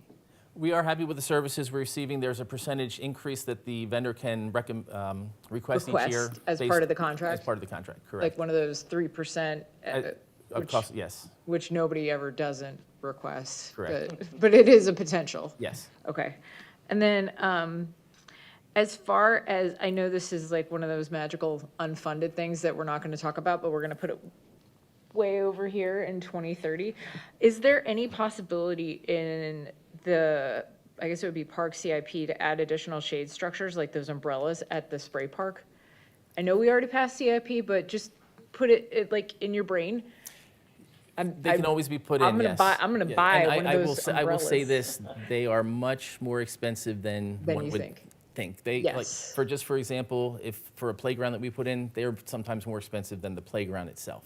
Yeah, when I'm thinking just more of those little umbrellas that are attached Okay, to are the you talking about the fence. umbrellas? Yeah, Oh, the umbrellas attached to the fence, Those are easy. by the benches Okay. that everybody steals, and then I sit on Okay. the concrete and it's Gotcha. hot. I And thought you I'm- were talking about the bigger I'm with all the structures. other moms, and we're trying to like hide Okay. under there. Yes. Just something to take Yes. note of, just Under- a quick note. Note taken. But I did want to ask about the contractual services, because I know, budgeting is a time for education, right? So I think a lot of people don't necessarily understand that some of those gigantic medians, we don't want to take our personnel costs and increase it by this much so that we can mow, one additional median, because it's not worth that additional salary. It's not worth, the additional insurance, everything that comes with adding another FTE or FTE equivalent in some other division. But I think it leads to a misconception that we're not, as a city, providing the same level of service that people are used to. It is also summertime, and we just had a bit of a storm, so I know we might be behind on those kinds of things. That's accurate. Okay, so you guys are hearing the same thing that we are. And then before we take a break, I just wanted to ask one quick question. There's a tiny line item running through a couple of the different departments that says, right to use lease. And I know that, see, Cindy's smiling. There's a smile over there, and I've kept quiet, and I know it's tiny amounts, but I know there's an explanation. And before we take a break, because I know we're kind of getting close to the other funds where it probably won't be an issue anymore, but I'm so curious, please tell me. That is an adjustment we had to make to implement GASB 87, and that's a pronouncement from the Government Accounting Standards Board for recording leases. So yes, you will see some funny entries on there, the right to use lease asset, mostly it's copiers. Probably it's all copiers, right, Amy? Okay. So that's in a, yeah. Because that's all leased. Amy, you knew I was going to notice that, because there's another line at the bottom of your chart that populates from the Word doc to the Excel doc that goes into the, and then there's another line item. I'm like, okay, $600 here, but then $1,000 in this fund, and so that Yeah, makes there's sense. also a kind of a funny debt service line item in the general Okay. fund, and it's related to that. So we're you just allocating it. We're not necessarily spending it. We just need to allocate it in a certain. As we make the lease payments, we expense them, and then one of our year-end adjustments, we have to capitalize the value of the lease. There's an implicit interest rate calculation, so it's, But before it was baked into the numbers. yeah, we Now we didn't have have to break that. it out. There's another one that we just implemented, and it's for software arrangements, the software as a service arrangements. It's along the same line, so, yeah, we'll have some more funny entries for that, too. Gotcha. All right. Amy's the expert on those, I knew. so. All right. Do you want to take a break? Is everyone okay with that, or you want to keep going? Those, Depends on what. Those, Said a half, hour and a half? You said hour and a half, so we're a little Was late. there a specific section? those are all of my questions for right now, so. It's at your pleasure. Council? Break, or you want to keep going? I'll say keep going, I'm fine. Want to go to the funds, or just before the funds? We've got fleet. We've got admin going. services and fleet. All right, and Felicia, then we're we gonna can keep do going. Funds. We could suggest a break after we're finished with the general fund departments. Yeah. How about, that sounds great. Yeah. Perfect.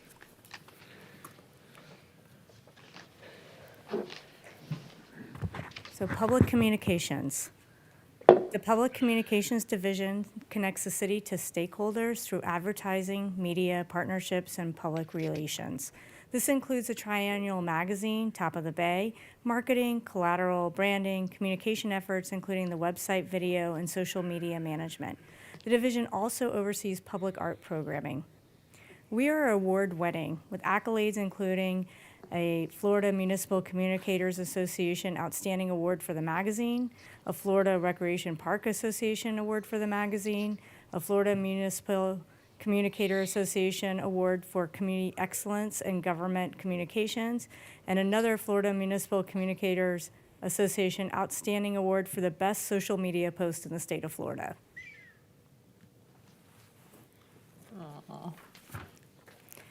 The objectives that support quality of place are about enhancing the character and vibrancy of the community. A key objective is to continue receiving accreditation from the FMCA Certificate of Excellence in Government Communication, which recognizes our commitment to clear, effective communication with our residents. We're also dedicated to pursuing award applications for city programs and initiatives, showcasing the innovative work we're doing and gaining recognition that brings pride to our community. Another important initiative is finalizing the Public Art Master Plan, which we're doing in-house.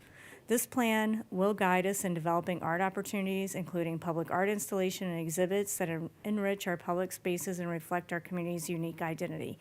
I believe the Public Art Task Force was meeting earlier today over at State Street Center. So thank you to them for volunteering.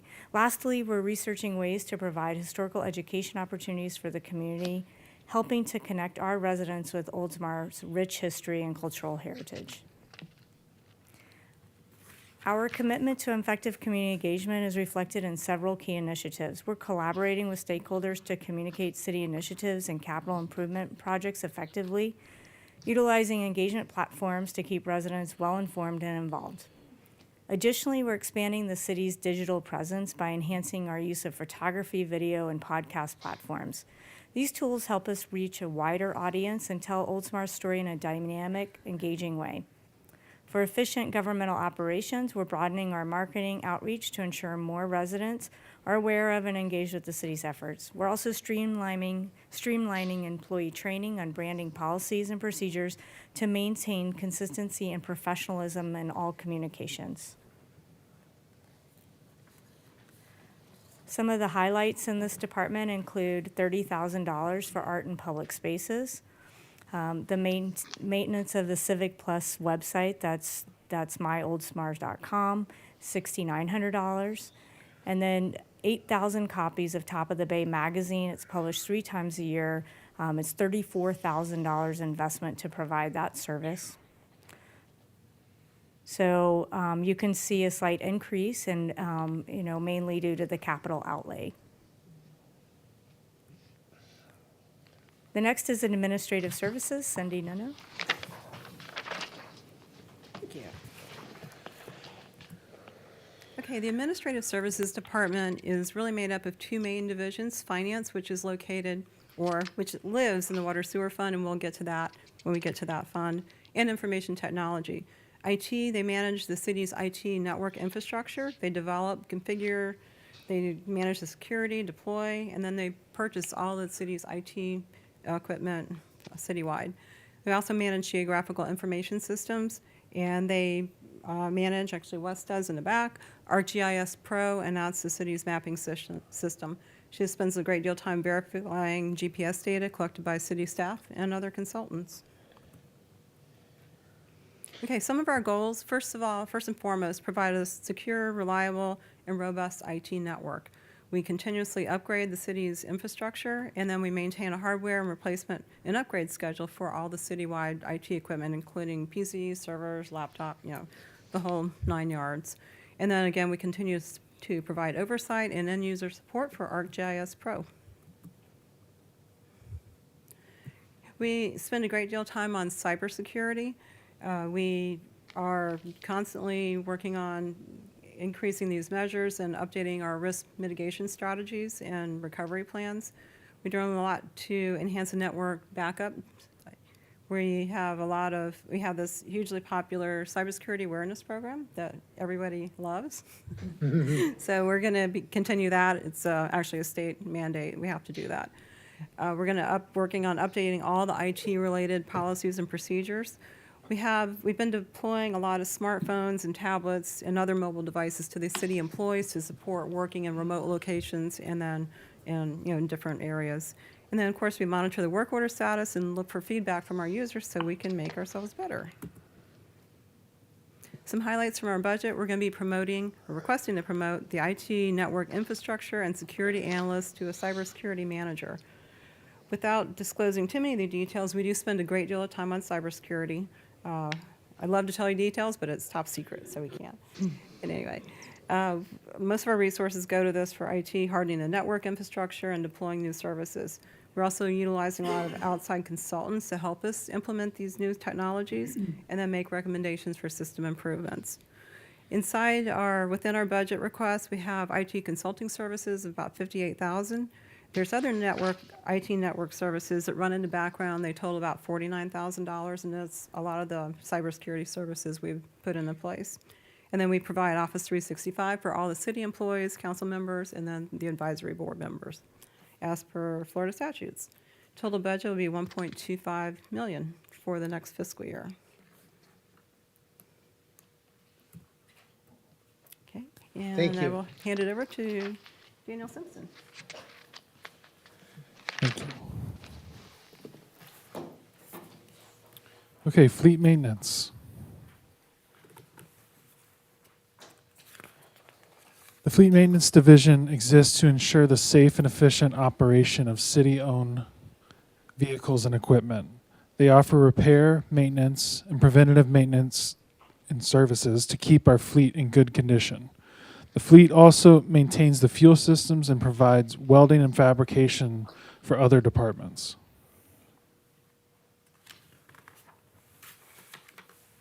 Okay, the goals for this division are to complete regular maintenance schedules to ensure vehicles operate at optimal efficiency, reducing emissions and fuel consumption. We are working to evaluate vehicles and equipment's useful life to update the regimented replacement cycle. Conduct training on preventative maintenance responsibilities for vehicles and equipment, and update standard operating procedures throughout the division and utilize the asset management system.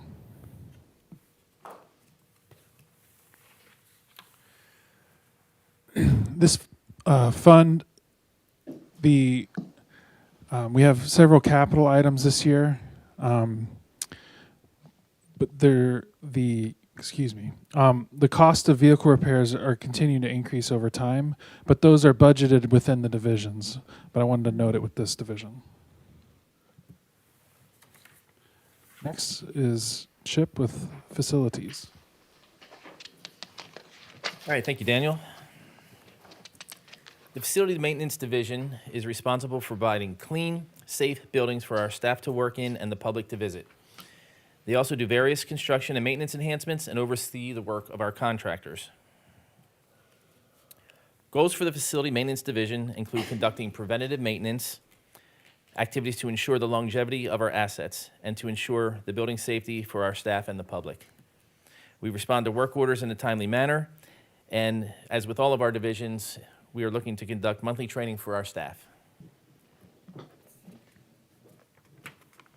Highlights in the Facility Maintenance Division include the continued use of our contractual services for janitorial work, and also to complete the third phase of the City Hall carpeting replacement project. Next is interfund transfers.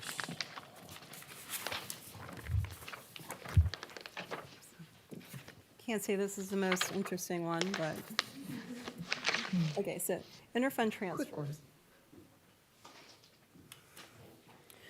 Okay, so the interfund transfers, this is money going out of the general fund, and then it'll go into another fund for different things. Mostly it's for debt service, and then, as I kind of mentioned before, we have the Harbor Palms debt, that there's two components of it. There's a street and sidewalk component, which is governmental debt, and then we have the stormwater piece, which is enterprise fund debt. So this piece is to cover the street and sidewalk part of the debt, the governmental debt, and goes to the debt service fund for Harbor Palms, which we'll get to a little bit later after the break. The total amount that the general fund contributes to that Harbor Palms debt is $380,530. Again, that's to cover the debt service. That amount's pretty consistent. Sometimes it varies a little bit due to interest calculations from the bank. Also, what's usually reflected in this interfund transfers would be the 1/10 of 1 mil transfer to the public safety fund, but that will be paused we're requesting that be paused for fiscal year '25 to help balance our budget and cover some of the expenses.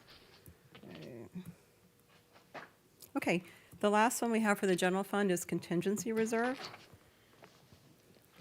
Okay, this is actually a budgeted item that we put into place to provide funding when needed for any kind of unforeseen expenditures. Council action is required for us to use this money, and it's presented to council through a budget resolution, one of the amendments that we try to do, no more than 3 times a year.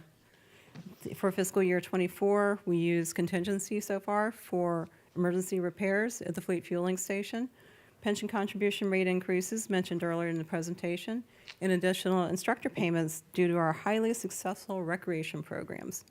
Total contingency we're putting away for fiscal year '25 is $315,625. Okay, so this is the conclusion of the general fund. Would you like to take a break? It'd be a good All right. stopping point. How about 5-minute break, everyone? Mayor, I make a motion that we recess for a 5-minute break. I got a motion and a second. Any other discussion on this item? All in favor signify by saying aye. Aye. Break time. Thank you, staff. Great job so far. Thank you.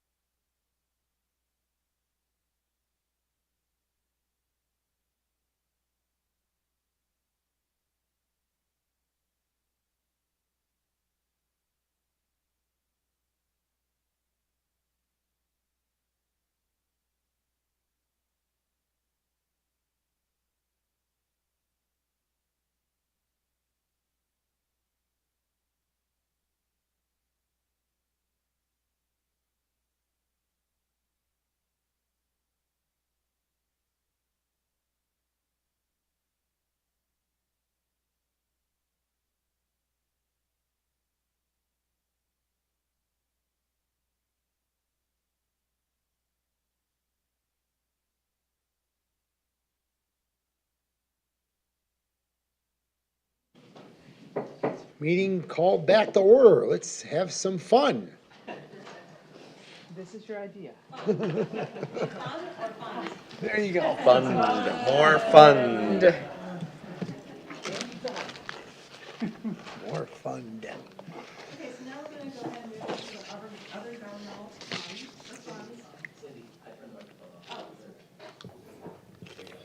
Okay. All right, so now we're going to go ahead and move into the other governmental fund, or funds, as I like to say. Okay, so now that we are all refreshed and revitalized, let's dive back in. Okay, we're going to start with the special revenue funds. So we have there's three special revenue funds presented on this slide. These are the funds that are used to account for the collection of and approved use of impact fees, which are specifically identified through an ordinance. Okay, on this page, we have the Parkland Dedication Fund, and it's used to account for the proceeds of parkland facilities and impact fees collected from new construction. The revenue is estimated at $5,250, and we have no projects planned for fiscal year '25.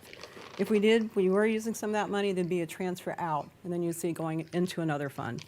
Public Safety Impact Fund, estimated revenue is $178,750, and this money will fund the breathing air system, fire station cabinetry, the second part of the fire station cabinetry and kitchen renovation, and then fire station tile floor replacement.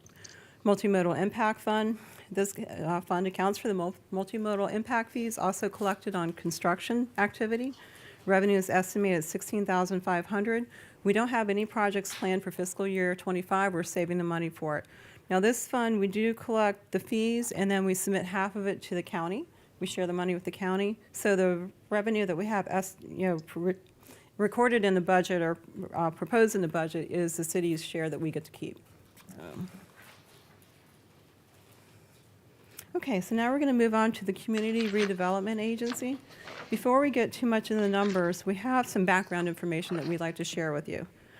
Okay, so the Community Redevelopment Agency includes a continuous effort to pursue redevelopment of the City Hall site, streetscaping improvements in the CRA, downtown mobility study in coordination with Forward Pinellas, Safe Routes to School program, continued support of the Town Center Code and architectural guidelines, and to promote both residential and business incentive programs. On the picture here is a house that just recently received one of the fix-up grants, and it's located just down the street from City Hall on Park Avenue. Okay, so the next couple slides are excerpts from Chapter 163, Section 340 of the Florida statutes. So I'll just go ahead and read them directly from the slide, so I apologize for that. The definition of a community redevelopment area. Community redevelopment area means a slum area, a blighted area, or an area in which there is a shortage of housing that is affordable to residents of low or moderate income, including the elderly, or a coastal and tourist area that is deteriorating and economically distressed due to outdated building density patterns, inadequate transportation and parking facilities, faulty lot layout, or inadequate street layout, or a combination thereof, which the governing body designates as appropriate for community development. Okay, the purpose of a CRA. It directs investment for the elimination and prevention of the development of or spread of slums or blight, or for the reduction or prevention of crime, or for the provision of affordable housing, whether for rent or for sale, to residents of low or moderate income, including the elderly, and may include slum clearance, and redevelopment in a community redevelopment area, or rehabilitation and revitalization of coastal resort and tourist areas that are deteriorating and economically distressed, or rehabilitation or conservation in a community redevelopment area, or any combination or part thereof, in accordance with a community redevelopment plan, and may include preparation of such a plan. Okay, that's from Florida Statute, Chapter 163, Section 340. Okay, so the community redevelopment area, here's a map of the CRA that Wes created at some point. The CRA Trust Fund for the City of Oldsmar was created in 1996. The CRA has a 30-year life, and it ends in 2026. The property values in the CRA rose last year by 9.86%, compared with 4.95% citywide for 2024. The city is currently working on a feasibility study to evaluate a possible extension. Okay, so how does CRA funding work? It's funded primarily through TIF. It's tax increment financing. There's a base year. The ad valorem tax, property taxes are calculated on a taxable value of the property within the CRA boundary in a base year, which happens to be 1996, and is retained in the general fund to support governmental services. The city redirects all other ad valorem taxes collected in the CRA over and above the base year amount to a special district CRA instead of the general fund. The county redirects 95% of their portion of their general ad valorem, or general fund ad valorem taxes in the CRA over the base year to the special district instead of their general fund. The 95% depends on the level of slum and blight and was established back in 1996. Okay, some of the basics. Only the amount collected on the taxable property values in the base year, 1996, in the CRA is directed to the city's general fund to support general government operating expenses.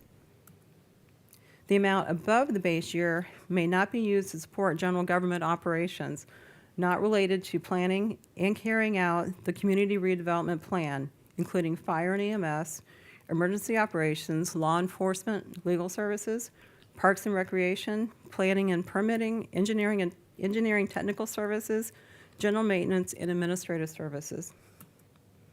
Funds diverted to the CRA can only be used for CRA-related activities as authorized by Florida statutes. Okay, more basics. In 2024, the CRA total municipal taxable value was $132,783,499, which would generate approximately $510,000 in city tax revenue at 4.05 mils, calculated at 95%. The city's base year 1996 taxable value is $876,400, equating to about $65,000 of ad valorem tax revenue that can be retained in the general fund and used for governmental services, both inside and outside the CRA. So that $65,000 can be used in either place. Do you have a question? So you're saying, just so that I don't misunderstand, you're saying that $65,000 in ad valorem tax revenue is the base rate, and so we effectively forego $500,000 in ad valorem taxes because of the existence of the CRA?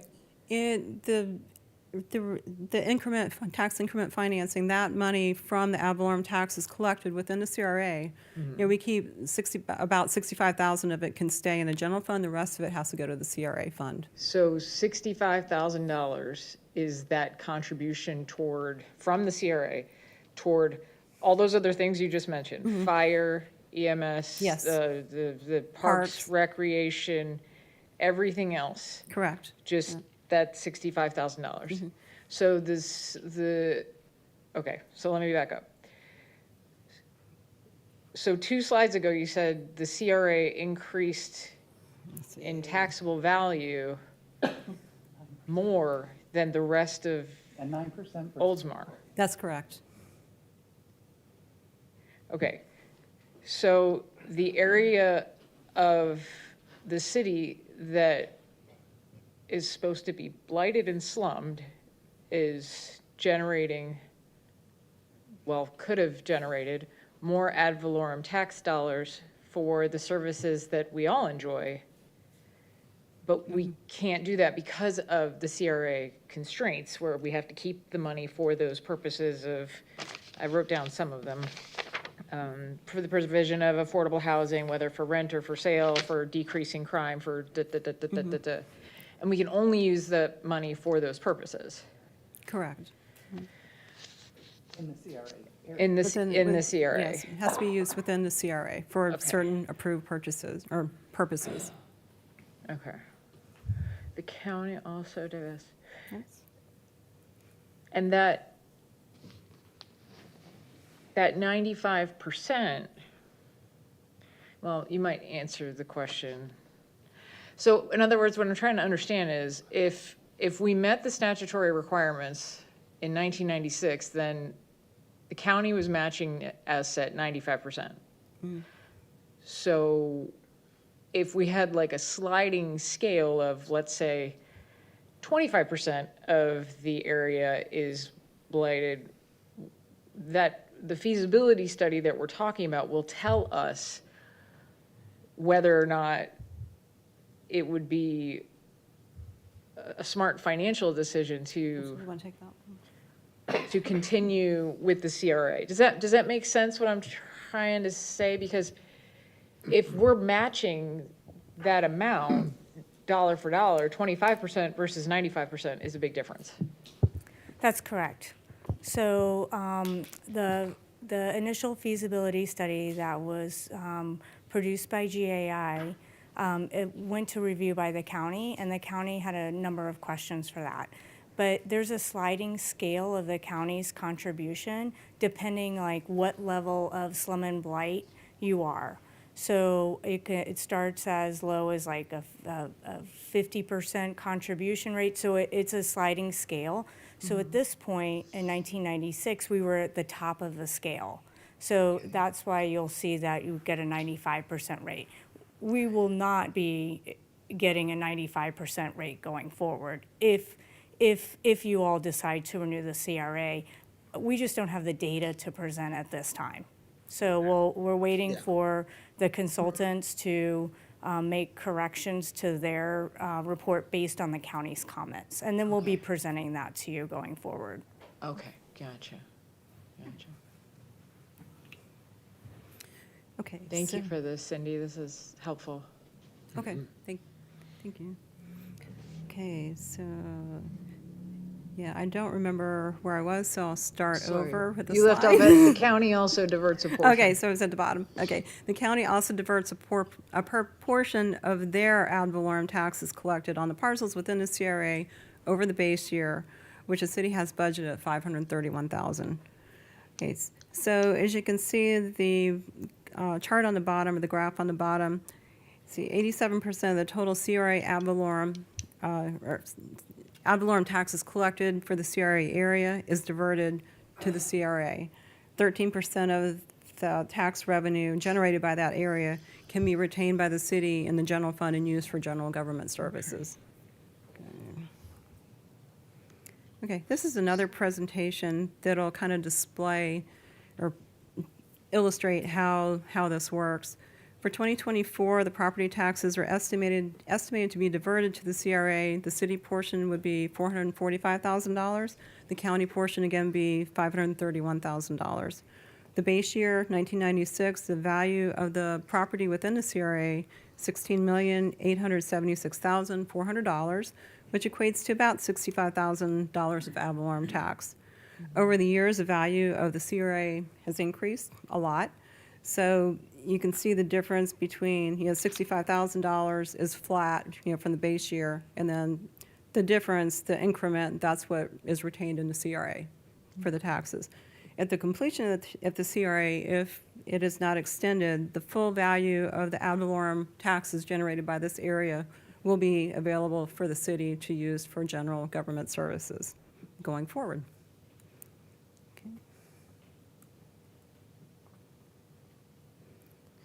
Okay, so now that we have the background information on the CRA, we can dive into the proposed budget for fiscal year '25. The budget decreases by 54% due to the timing of capital projects and the related funding sources such as St. Pete Drive, which will be rebudgeted in the final fiscal year '25 budget. Pinellas County ad valorem contribution is subject to change depending on the millage rate adopted by the county. So right now, that's just an estimate, the $531,000. If they change their millage rate, that could change a little bit too. Okay, on the expenditure side, of the $1 million CRA budget for next year, 17% is operating. Capital outlay is 28%. Personal services, 7%, and that represents half of the CRA administrator's salary. Reserves, 48%. So we're putting 48% back into the reserves for a future project. We will be using something, a lot of that reserve for the St. Pete Drive project once it's rebudgeted. We'll be adding the CRA portion of the St. Pete Drive project is estimated at $2.2 million, so that will be going back in. Other highlights include permit review services, $50,000. The Florida statutes require an audit of the CRA. That's about $6,000. CRA fix-up grants, we're budgeting $20,000 to give out to homeowners who like to improve their properties. The FRA Conference, Florida Redevelopment Association, we're budgeting for 3 staff members and the mayor to attend, if $495 each. Again, there's half a FTE for a CRA administrator. We've also budgeted for a findings of necessity study for $50,000, as well as a CRA master plan for $200,000. Both of those will be required if the council desires to extend the CRA. We also have $100,000 in the budget for streetscape improvements. Okay, yes. Just one last thing in sort of summation. So there's been some questions about the CRA stuff recently, and it just sounds like we don't have enough information to know what any decision will be on extending the CRA, sunsetting the CRA, Correct. all these different options. And whatever we do, it has to be in accordance with the Florida statute regardless. Correct. So between the county and legal, we'll find out, and GAI will find out all that information. Okay, thank you. Thank you, Cindy. Great Oh, job. you're welcome. Thank you for explaining that. Okay, you're welcome. Okay, so a little bit lighter, debt service funds. Okay, so the debt service funds, kind of we went over before, these are for governmental debt. There's 2 debt issues that are on the books, and one of them is Veterans Memorial Park debt. The final payment was made in '22, so that is only reflected here for historical reporting, and I'm happy to say it will go away for fiscal year '26 budget. So it's been hanging around for a long time. The Harbor Palm Street and sidewalk improvements, again, this debt was reissued in 2021 to lower the interest rate. The debt matures in 2033. And the fiscal year debt service, or fiscal year '25 debt service, $380,000. That money comes directly from the general fund through the interfund transfers. So that'll be the in, general fund transfers out. So. By the way, the enterprise fund portion of that debt for the Harbor Palms is about $148,000 a year. Yes. I just want to say one thing. Since we finished this project, Hurricane Debbie, it did not flood on Oak Leaf Boulevard for the first time. Oh, wow. So the project did work, and congratulations to everyone, city staff, in getting that done, because it was the first time we've never flooded. Wow, that's great. 22 years that I've been there. So, Wow. good job. Thank you. Okay. All right, Capital Improvement Fund. This is the last special revenue fund that we'll talk about tonight. And this is of course, last but not least, it's the biggest one. But this is the fund that we use to put all of the large governmental fund capital projects in. The fund is used to accumulate resources to fund the city's major capital projects. Most of these projects have very complex funding that may include the use of grants, penny for Pinellas, sometimes debt, and then even some other funding options such as local option fuel taxes. The larger projects such as the St. Pete Drive may be budgeted in more than one fund. So you'll see, like for St. Pete Drive, there's going to be a portion in CRA, there's a big portion in capital improvement. Harbor Palms, it was in 3 funds. We had stormwater, water sewer, and then the street portion. So these big projects sometimes are very complex to put together, complex funding. The revenue sources are incorporated into the fiscal year '25 budget that include local option fuel taxes, $185,000. We're going to be using that to contribute to the citywide street resurfacing program. Penny for Pinellas, just over $2 million we're expecting to receive. $950,000 of this will be used to fund various infrastructure projects, including Oldsmar Sports Complex, sidewalk and curb replacement, and then we're going to contribute the other part to the street resurfacing program. $1.1 million will be used for reserves for future projects. And then we have about $205,000 coming from other sources such as investment earnings and things like that. To lay out some of the projects that we have in the fund, in the citywide street resurfacing, $250,000 we're budgeting for fiscal year '25. The priorities for resurfacing include Washington Avenue, Arlington Avenue, Woodward Avenue, Lakeview Drive at Forest Lakes Boulevard, Hunter Lake Drive at Lakeview, and Split Fork Drive. For sidewalk and curb replacements, we're budgeting $85,000 for fiscal year '25. The priorities include Gullier Village, downtown, west of Bayview, Shore Drive west of Lafayette Boulevard, Forest Lakes neighborhood, Duane Avenue, Meriden Avenue. We're also doing some improvements at the Oldsmar Sports Complex, field lighting upgrades for $400,000, and we're going to resurface turns on the BMX track for $400,000. Okay, we've been talking throughout, it's such a big project, it affects a lot of things, affects budgets in a lot of different funds. But the St. Pete Drive Complete Streets project and Roundabout project was delayed because of the complexity due to the grants involved. In order to make sure there is adequate time to evaluate the bids and have the FDOT concur with the award recommendation, the project has been pushed forward into fiscal year '24-25. So the funding sources for this project include in Fund 302, Capital Projects Fund, we have a State of Florida grant, $1 million. There's a Ford Pinellas grant, the Complete Streets grant, $1 million, and that's the a LAP grant. That is federal government pass-through grant. So it has a little bit different rules. We're using $2.2 million, a penny for Pinellas, to fund this. For Fund 109, we have the CRA TIF funds for $2.2 million. Total is $6.4 million for St. Pete Drive project. Okay, now we're going to roll into the enterprise funds. We're done with the governmental funds. Yay. Okay, so the next 3 or 4 hours, we'll talk about the city's enterprise funds. Oh, yeah.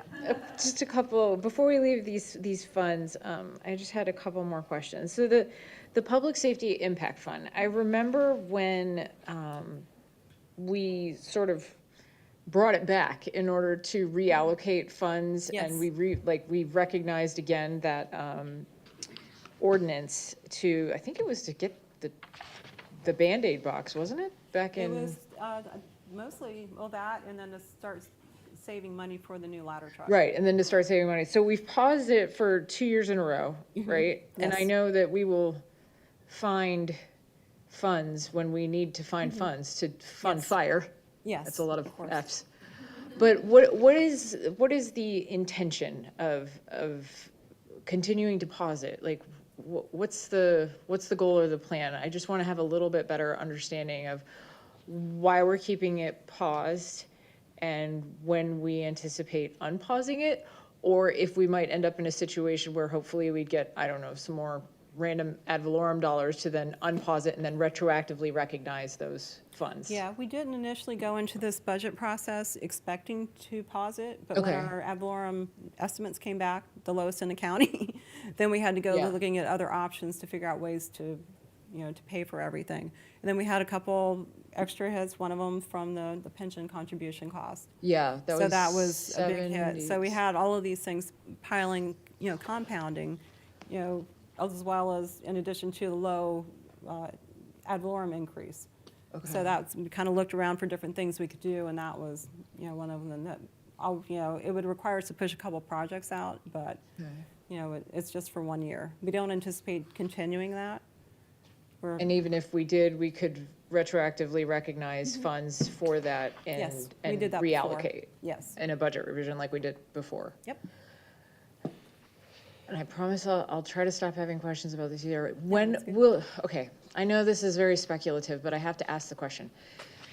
Will we know the answers to those questions about the CRA at some definite point? The reason I ask is, so we're about to do 3 open houses for the library project. If we break ground, I don't know if it would be the issuance of the occupancy. I'm not sure what would trigger that. But if that is built and that happens in the CRA, then any increase in the land value for that entire project would then be handcuffed to the CRA. Correct.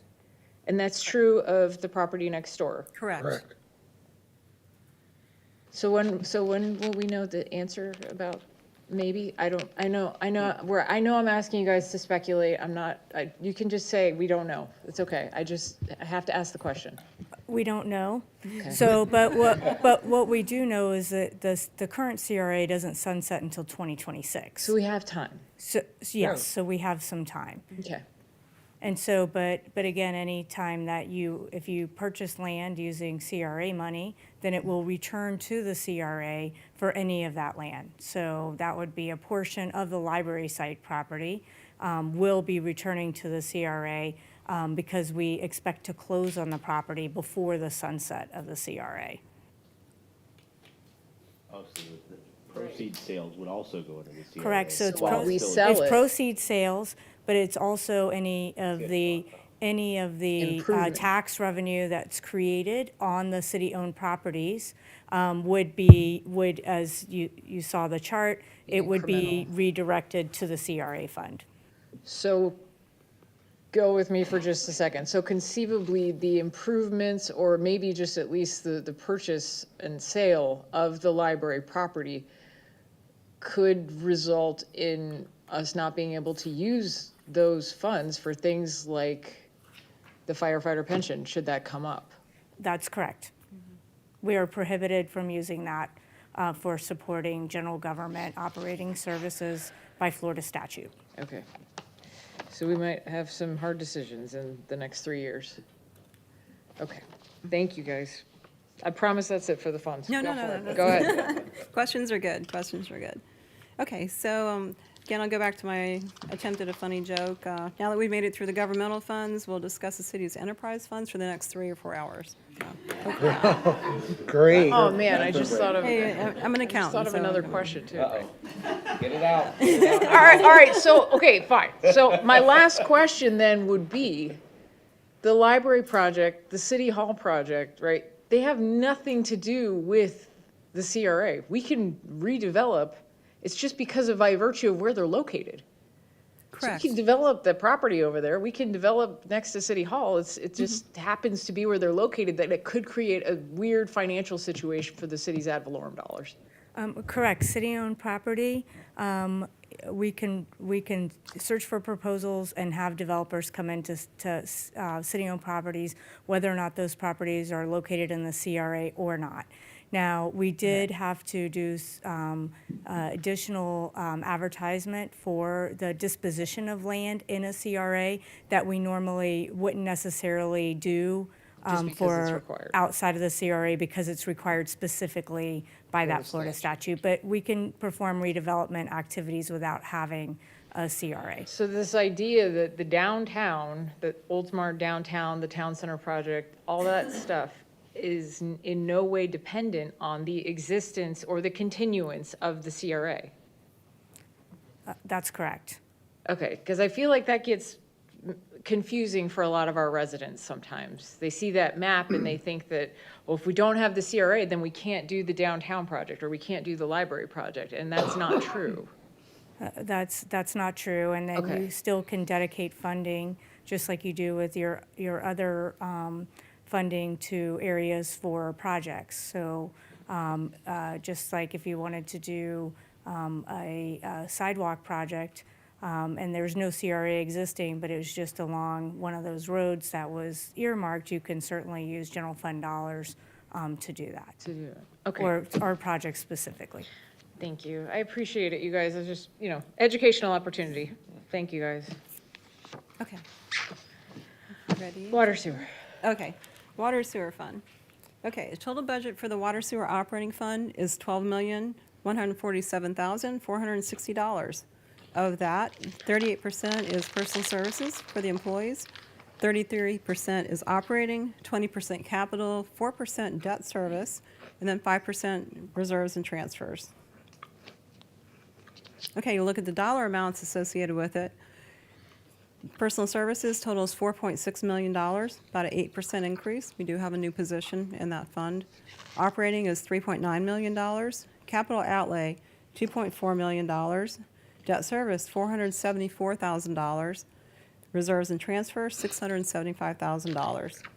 The capital outlay decreases significantly due to the timing of large capital projects such as the re-aeration system and the control building that are budgeted in fiscal year '24. The reserves continue, we'll get to that when we get to that cost center or that section, but it's continue our commitment to save money in reserve to cover contingencies and future capital projects that are included in the CIP. Okay, looking at the revenue, 79% of the $12 million in the fund comes directly from utility bills. That would include water, sewer, reclaimed water, and different miscellaneous charges that come through. Appropriated reserve, 16%. Miscellaneous revenue, 5%.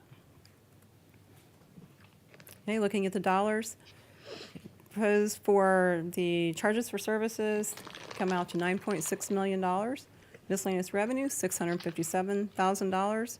Appropriated reserve, $1.887 million. Okay. Yeah, you'll notice that the expense side is down significantly, and again, that is due to the funding and the funding that was used for the large capital projects. We had some grants scheduled for the control building, and then also, we were using some ARPA money, so that's why you see that big decline in the revenues. As for the charges for services, we are planning for a 5.5% rate increase. And this is the third year of a 5-year rate schedule. So this has already been put into place a few years ago it was adopted by ordinance. So anyway, this is the third year of the 5-year rate increase. In a couple more years, we're going to start doing another rate study to evaluate the rates again. Okay, so moving forward to administrative services, our finance division. Okay, so our finance division, some of our employees there. That's cute. Yeah. They administer, supervise, coordinate, and control the city's financial activity and functions. We keep track of the city's checkbook. We are responsible for accounting and payroll, procurement, utility billing, customer service, and management and budget. Okay, our goals for the next year. First and foremost, we're going to get those awards. We plan to receive the GFOA Certificate for Excellence in Financial Reporting again, as well as the GFOA Distinguished Budget Presentation Award. We also submitted for the PAFR Award, the Popular Annual Financial Report. So we're waiting to hear about that. So it may be a little bit of time before we hear what they think about that. We're continuing to do further improvements to the fixed asset auditing system. We are enhancing our digital platform to streamline capital budget process for the departments. We used our new Easy CIP system for the departments to enter all of their budget requests this year, which was a huge time saver. I think department heads will agree? Yeah. Okay. And then we're going to coordinate with city management to produce a budget that is indicative of the city council's mission and strategic priorities.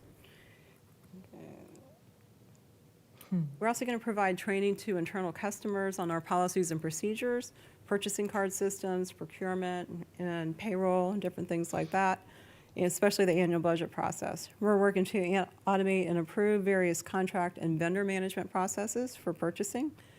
We are investigating, developing, and implementing an e-bidding program, hopefully in the next year or so.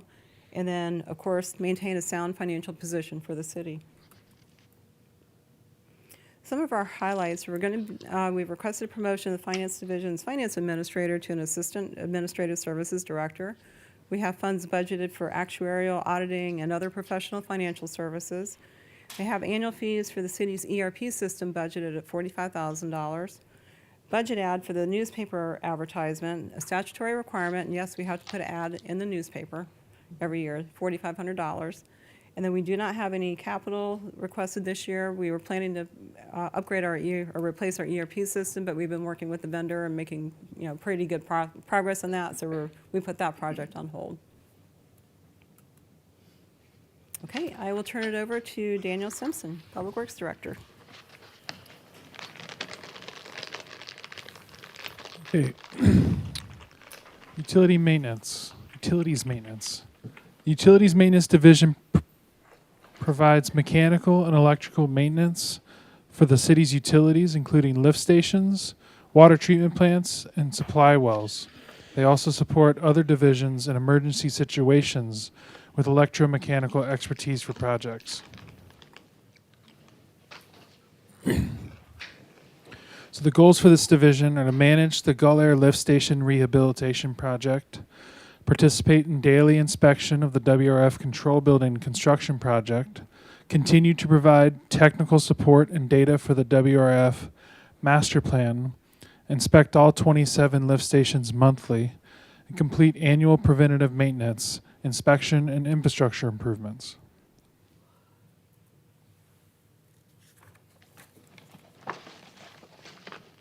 Next, we have develop educational campaigns to explain how utility services are provided. We'll see those in most of the utility divisions.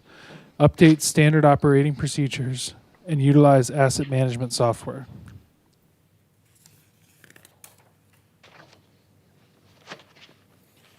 Some highlights of the numbers. There's $27,000 are budgeted for lift station electricity and $44,000 for maintenance of pump stations. These, the items that we maintain within the pump station are the pumps, level transducers, which these are devices that measure pressure, which is how we know what the water level is in the lift station, and grease disposal. The next division is water, and the water and sewer fund is the distribution and collection division. This division maintains all water, sewer, and reclaimed water distribution piping, valves, and fire hydrants while ensuring regulatory compliance. It also maintains and reads all utility meters.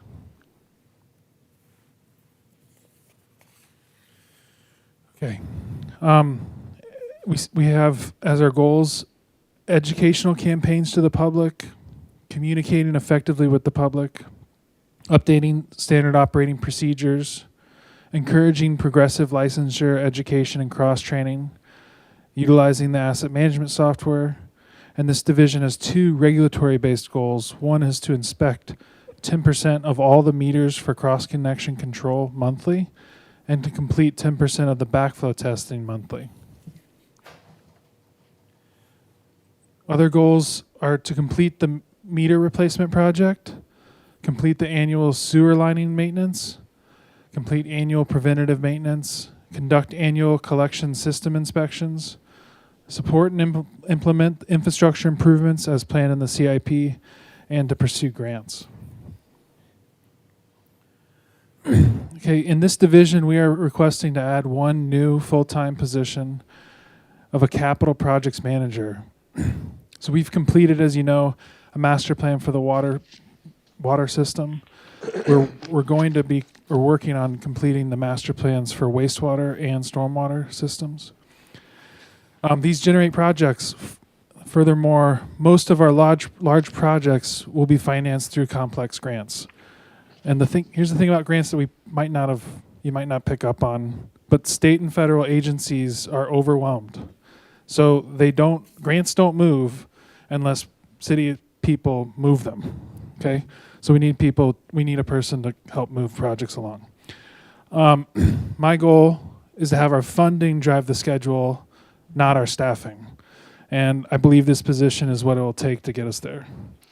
We have budgeted $23,000 for fuel, and our education and training have increased.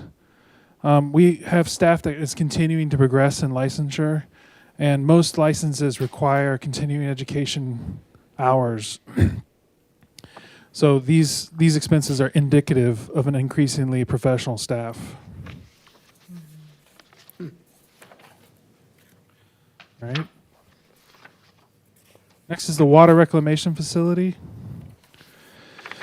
The goal, or this division exists to provide advanced wastewater treatment for our residents and businesses. They produce high-quality reclaimed water for the approximately 1,900 reclaimed water customers. They manage the reclaimed water aquifer storage well and meet or exceed state and federal environmental regulatory requirements. Okay, so the goals for this division are to continue to optimize operations, minimize discharge to Tampa Bay. And I want to be clear that I'm not talking, this is highly treated wastewater, not just sewage, okay? So our goal is to reduce the number of days we we discharge to Tampa Bay, and that is both a regulatory requirement, but also it's a cost savings. So every day we don't discharge, we save money.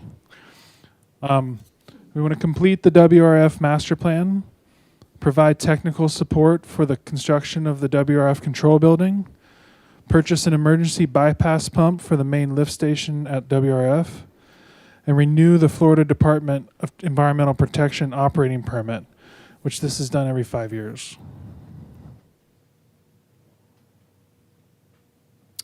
Okay, and we'll continue our, this division will also have the community engagement goals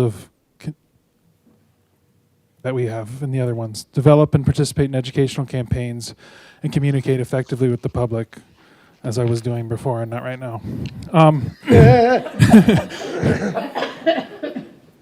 Dan, All right. I have a quick question. Yes, sir.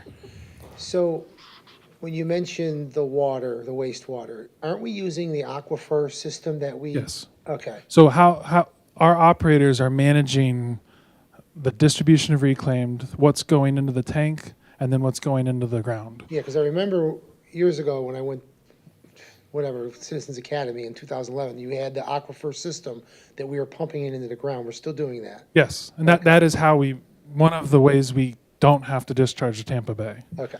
And Thank you. about 2/3 of the days we don't have to discharge. Okay. But again, rainfall events drive More. more. Like so during So Debbie they- we had to discharge. Okay. Thank you. Sorry to interrupt. No, that's why we're here. So continue to encourage licensure to ensure a highly skilled staffing and continue to modernize our security efforts. Okay, we have $164,000 budgeted for chemicals, which represents an 11% increase. We also have $225,400 budgeted for electricity, which is a 9% increase, and $126,000 budgeted for maintenance of the plant. This is due to increases in materials, equipment, and repair costs. Okay, I wanted to give a small update on the water reclamation facility control building. We are intending to take that before you at the next council meeting. We opened bids on July 2024. There were 4 bidders, and there was a good range of bids. The low bid was $6,930,000. Construction we expect to begin in fall 2024. And the construction oversight will cost $600,000. So the total project cost is $7.53 million. The state grant will cover $2.15 million of that, and the water sewer operating fund will cost $5.38 million. This project is scheduled for the next council meeting, as I said, and it will require a budget revision from this year's budget in order to cover the costs.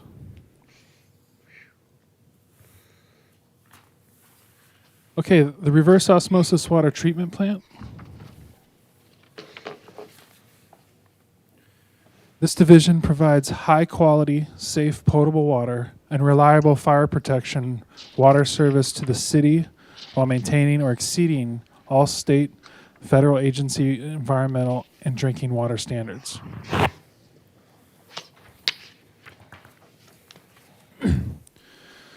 So the goals for this division are to coordinate and complete the first phase of the membrane replacement project. Membranes are the main part of our process to do reverse osmosis. It's the main thing. We complete the raw water well rehabilitation project, implement the 2023 water supply plan recommendations and update the cost estimates, implement infrastructure improvements in the well field, and continue to optimize operations. Question. Yes.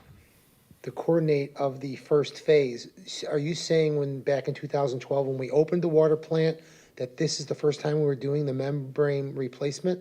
Yes. Thank you. Yes. We've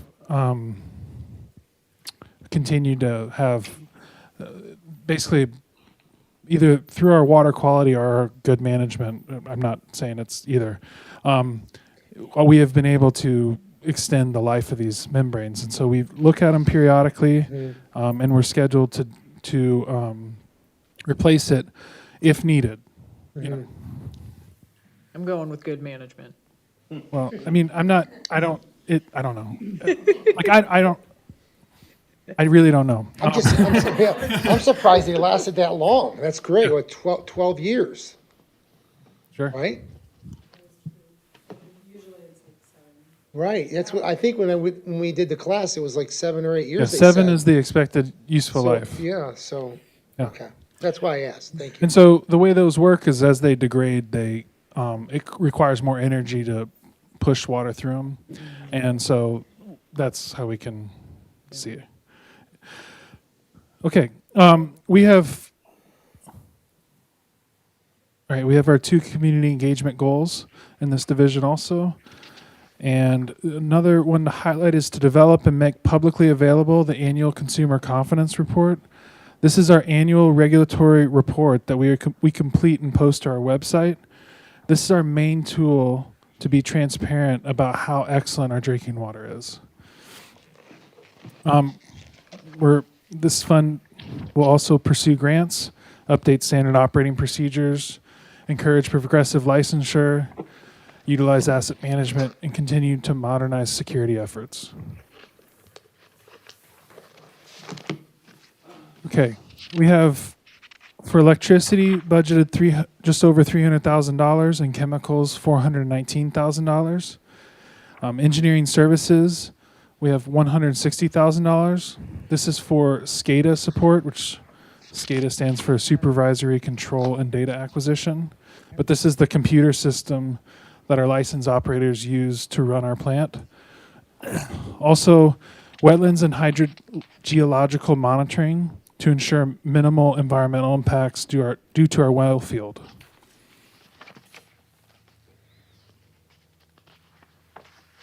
Okay, next is the Environmental Management Division. The purpose of the Environmental Management Division is to support environmental compliance, lead the city of Oldsmar in a more sustainable direction, and to integrate sustainable and resilient concepts into the culture and structure of the city government. So they will lead public works divisions in the utilization of the asset management software, update GIS mapping and asset management software, coordinate and record the inspection, maintenance, and reporting on all city fuel systems, complete initial lead service line inventory and submit to FDEP. So this is a new regulation that all utilities are really scrambling to comply with. Since service lines are not the city's responsibility, we do not traditionally have records for these, and they're not mapped. So city staff's diligently working to comply with this legislation. Next, the management of local limits assessment to be submitted to FDEP by fall of 2025. This is another regulatory requirement. This study determines the maximum limits that our wastewater system can handle of different chemicals. And then another goal is to lead the integration of sustainable and resilient values into the culture and infrastructure of the city and community, which we're planning in the next council meeting or two, a presentation from where we're at in sustainability. All right. This division will also pursue grants. They will steer the lead service line inventory reporting program, develop and participate in educational campaigns, support the development of the annual consumer confidence report, provide community outreach and education, implement and train staff on the new asset management software, update standard operating procedures, and encourage division training and regulatory changes in technology. A few highlights. There's $95,000 budgeted in this fund. This includes the local limits assessment. There's $14,150 for lab analysis. This includes the money that's used for beach sampling. Promotional activities, $10,800 for public outreach events. Environmental management leads our department's like promotional activities. But the main reason the fund has gone up in the operating is the local limits assessment. Okay. I think it's Cindy, right? Cindy Neno.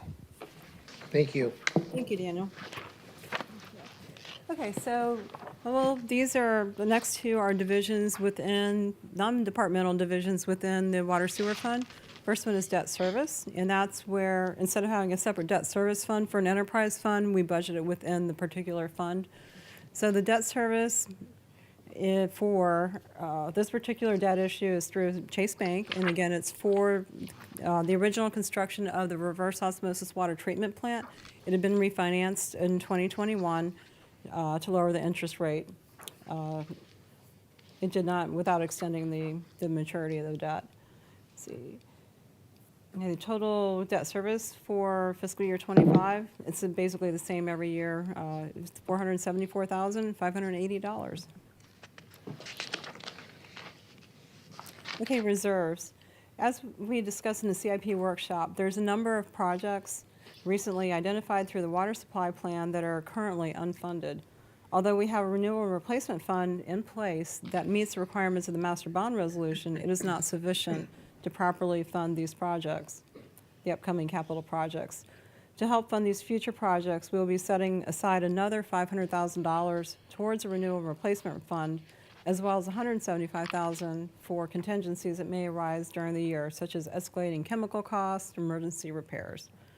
So again, for renewal and replacement, we're putting aside another $500,000, same as we did for fiscal year '24. Contingency reserves, we have $175,000 budgeted. Okay. Oh, I did want to add that the contingency funds, we cannot use those without council permission. So if we need to use contingency, we'll bring it forward as a budget revision. Okay, Water Sewer Impact Fund. This is a fund that we use to, the money is collected on development permits and development activity. See, in June, the City Council approved an ordinance increasing the water sewer impact fees, which was the first time in many, many, many years. And this will help fund the future system expansion projects. The impact fees have not been adjusted in many years, and they will be increased 12.5% per year for the next 4 years. And then we will reassess, but that will be in compliance with the Florida statutes, the statutory requirements. We're estimating that we're going to receive about $95,000 in water and sewer impact fees for the next fiscal year.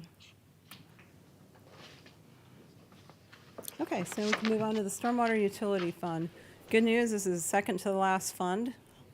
So, Good on the home news. stretch, yeah. Got it. So Right on time. the Stormwater Utility Fund provides for the maintenance and capital needs of the city's stormwater system. So 93% of the fund revenues are derived from commercial and residential stormwater utility fees collected through utility billing. 93% is from charges for services, stormwater buy-in fees at 1%, appropriated reserve 1%, and miscellaneous revenue 5%. To look at the actual numbers, appropriated reserve is $28,000, and that's used to help balance the budget and probably some capital needs.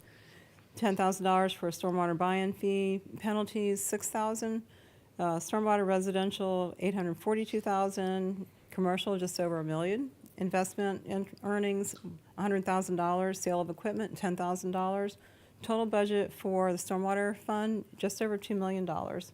Again, you'll see, as with some of the other funds, you'll see a big variation year to year, and that again is due to the timing of the capital projects. For fiscal year '24, we had Douglas Road project budgeted here, which that has been delayed due to the cost. So that's a big difference between the 2 years. Okay, on the expense side, personal services are 26% of the $2 million budget. Operating accounts for 16%, capital outlay 29%, debt service 7%, reserves 22%. All right, looking at the numbers, personal services, just over $400,000, I'm sorry, that's the wrong year, just over $500,000 for personal services for fiscal year '25, operating $321,000, capital outlay $586,000, debt service $147,985, reserves and transfers $439,330. The debt service in this fund is for the stormwater piece of Harbor Palms. Okay, with that, I will turn it over to Daniel Simpson. Okay. Next, we have the Stormwater Utility Division. The division provides excellent service to the city's stormwater management facilities and its customers and ensures environmental stewardship of our natural water bodies. It maintains all city-owned ditches, culverts, pipes, swales, ponds, and structures. So for our goals, one is to complete the stormwater master plan and prioritize recommended improvements. Next is to inspect 20% of all stormwater infrastructure and resolve deficiencies within 1 year. This is a regulatory requirement that's increased from years past. We used to have to inspect every 10 years all of the system. Now we have to do every 5 years. So that's why it's 20%. It used to be 10%. Utilize asset management software to collect MS4 data, schedule work, and track maintenance. Communicate effectively with the public. All right, our next goals are analyze stormwater utility rates to determine if funding is sufficient for future projects and operations. Pursue grants. Update our standard operating procedures. Utilize the asset management system. Refine maintenance responsibilities to maximize our level of service for city facilities. Okay, for the budget highlights, we're requesting a new equipment operator position. This position is to help handle the added regulatory burden of our new permit. Additionally, we have increases in sand and sandbag materials to replenish supplies for hurricane preparedness. All right, now we're back to Cindy Neno for the Solid Waste Fund. Thank you, Daniel. One thing I did forget to mention or neglect to mention on the Stormwater Fund is we do have a $2 per ERU equivalent residential unit rate increase plan that will be presented to council for consideration on September 3rd. So I neglected to mention that for stormwater revenue. Okay, so moving on, this is officially the last fund. So this is the stormwater, or the solid waste fund. And this fund is used to account for the city's solid waste operations, which is contracted through Coastal Waste Services. On the revenue side, 90% of the charges come from charges for services, which comes from a utility bill. Intergovernmental represents a grant from the county that is we use to offset some of the recycling costs. That is 1% of the revenue. Appropriated reserve is 2%, and then miscellaneous revenues is 2%. All right, looking at the dollars, appropriated reserve is $66,000. We do not have any rate increases for the customers in fiscal year '25. We're using that $66,000 of appropriated reserve as a rate stabilization fund. So that allows us to absorb some of the, there's like a slight increase in a contract for coastal. So, but we're able to absorb that so we can keep the pricing consistent for the customers, so they don't see a variation. Let's see, with that, the solid waste residential is expected to be about $1.1 million. Commercial, $1.9 million of revenue. Commercial cans, and then the recycling, those are kind of minimal amounts. And then earnings on the investments, about $25,000. Total budget for a solid waste fund, $3.2 million. Okay, on the expense side, Coastal Waste Services provides a contract that represents 84% of the expenses paid from the fund. An administrative cost allocation is paid to the general fund and the water sewer operating fund to recoup costs associated with the solid waste operations, including staff time, facility costs such as the utility billing office and City Hall. This will contribute to that. Okay. All All right, for the dollars, the contract services are expected to be about $2.7 million of the total budget of $3.2 million. See, any variances you see between the budget and actual have to do with commercial activity, front loads, dumpsters, roll-offs, compactors, and things like that. So it's really hard to predict exactly what the contract price is going to be. Just depends on how much trash everybody has on the commercial side anyway. How much longer do we have on that contract? Pardon me? How much longer is the contract We with are Crystal? in, is it the third year? We're in the fourth year. It'll be the fourth year for fiscal year '25. So there'll be one more year after that. Okay, for postage, we have allocated $9,000. Insurance costs, $88,000 allocation. Again, the administrative cost allocation back to the general fund and the water sewer fund is $419,000. Total budget, $3.2 million. Okay, so I'll go ahead and just go through the service program. Yeah, quickly. Yeah. Sorry.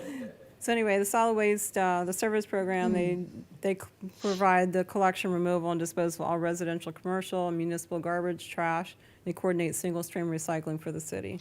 Yeah, this is fourth year of a 5-year contract and no rate changes for the customers for the next year. Is that contract renewable, or are they It going? is, yes. They do a great job. Remember the terms? There's 2 5-year extensions Oh, available. good, so Yeah. we can, yeah, perfect, thank you. Are they going to renew it at the same amount, though? Absolutely. Okay, so that is the, Option 2, elected increase. okay, so we are at the end, so I will hand it back over to our city manager, Felicia Donnelly, for the conclusion. The total budget for next fiscal year is $40,397,180. It's a very lean budget, as we have presented. It's a decrease of $31,474,165, or 43.8% from the revised 23-24 budget. The capital outlay is $5,581,715, and that represents 14% of the total budget.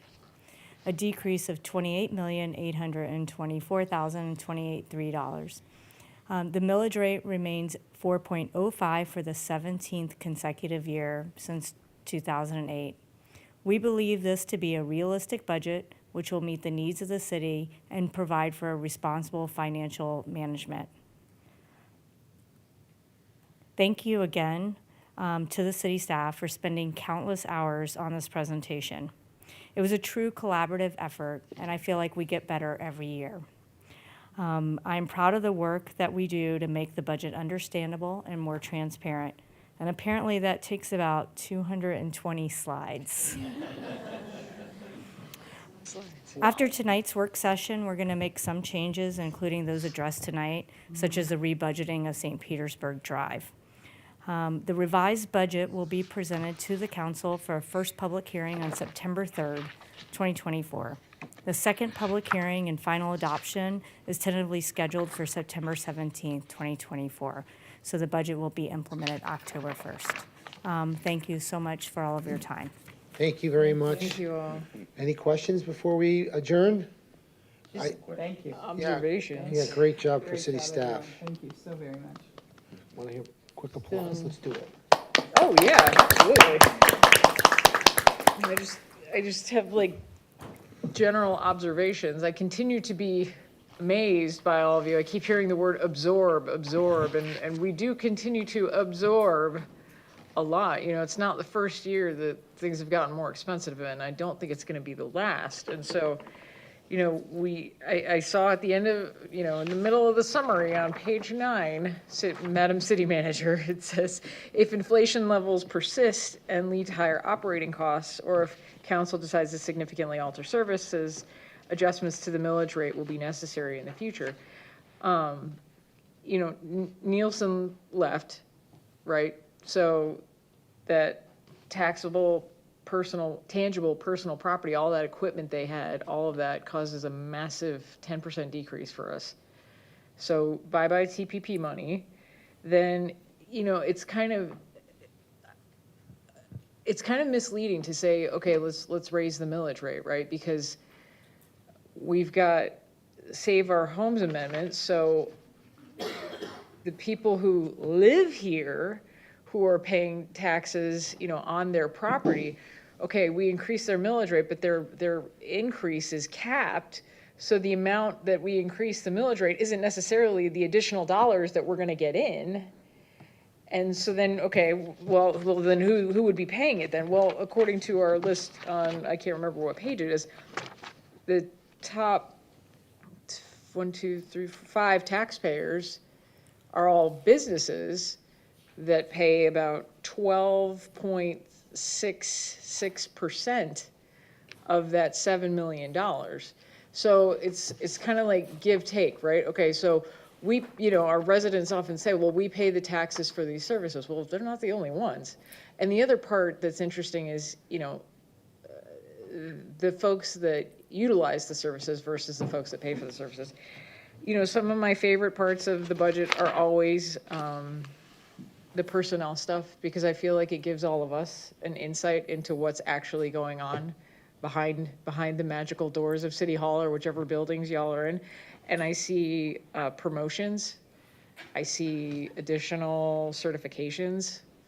I see, Assistant Administrative Services Director. Now we've got security analyst to cybersecurity manager. One principal planner to a planning manager. I think that's great. That means we're retaining our best people. I love that. It's so important. And it was not lost on me, Michelle, if she's still here. She is still here. That the decrease in the turnover, again, super important because it's super expensive for personnel costs. And one that was really important to me was the capital projects manager. And I wanted to mention you specifically, Daniel, because, while you were talking about each of the divisions you're talking about, it kind of dawned on me that for the past, decade, you've kind of been the default capital improvement projects manager. And I'm sure that's been really fun in addition to being public works director and all that other stuff that you do. And I remember one of those presentations you gave us, I don't know if it was Douglas Road, where there were like 5 color-coded lines as to who was paying for all of the things. Do you remember that? That was a really fun one. The trail.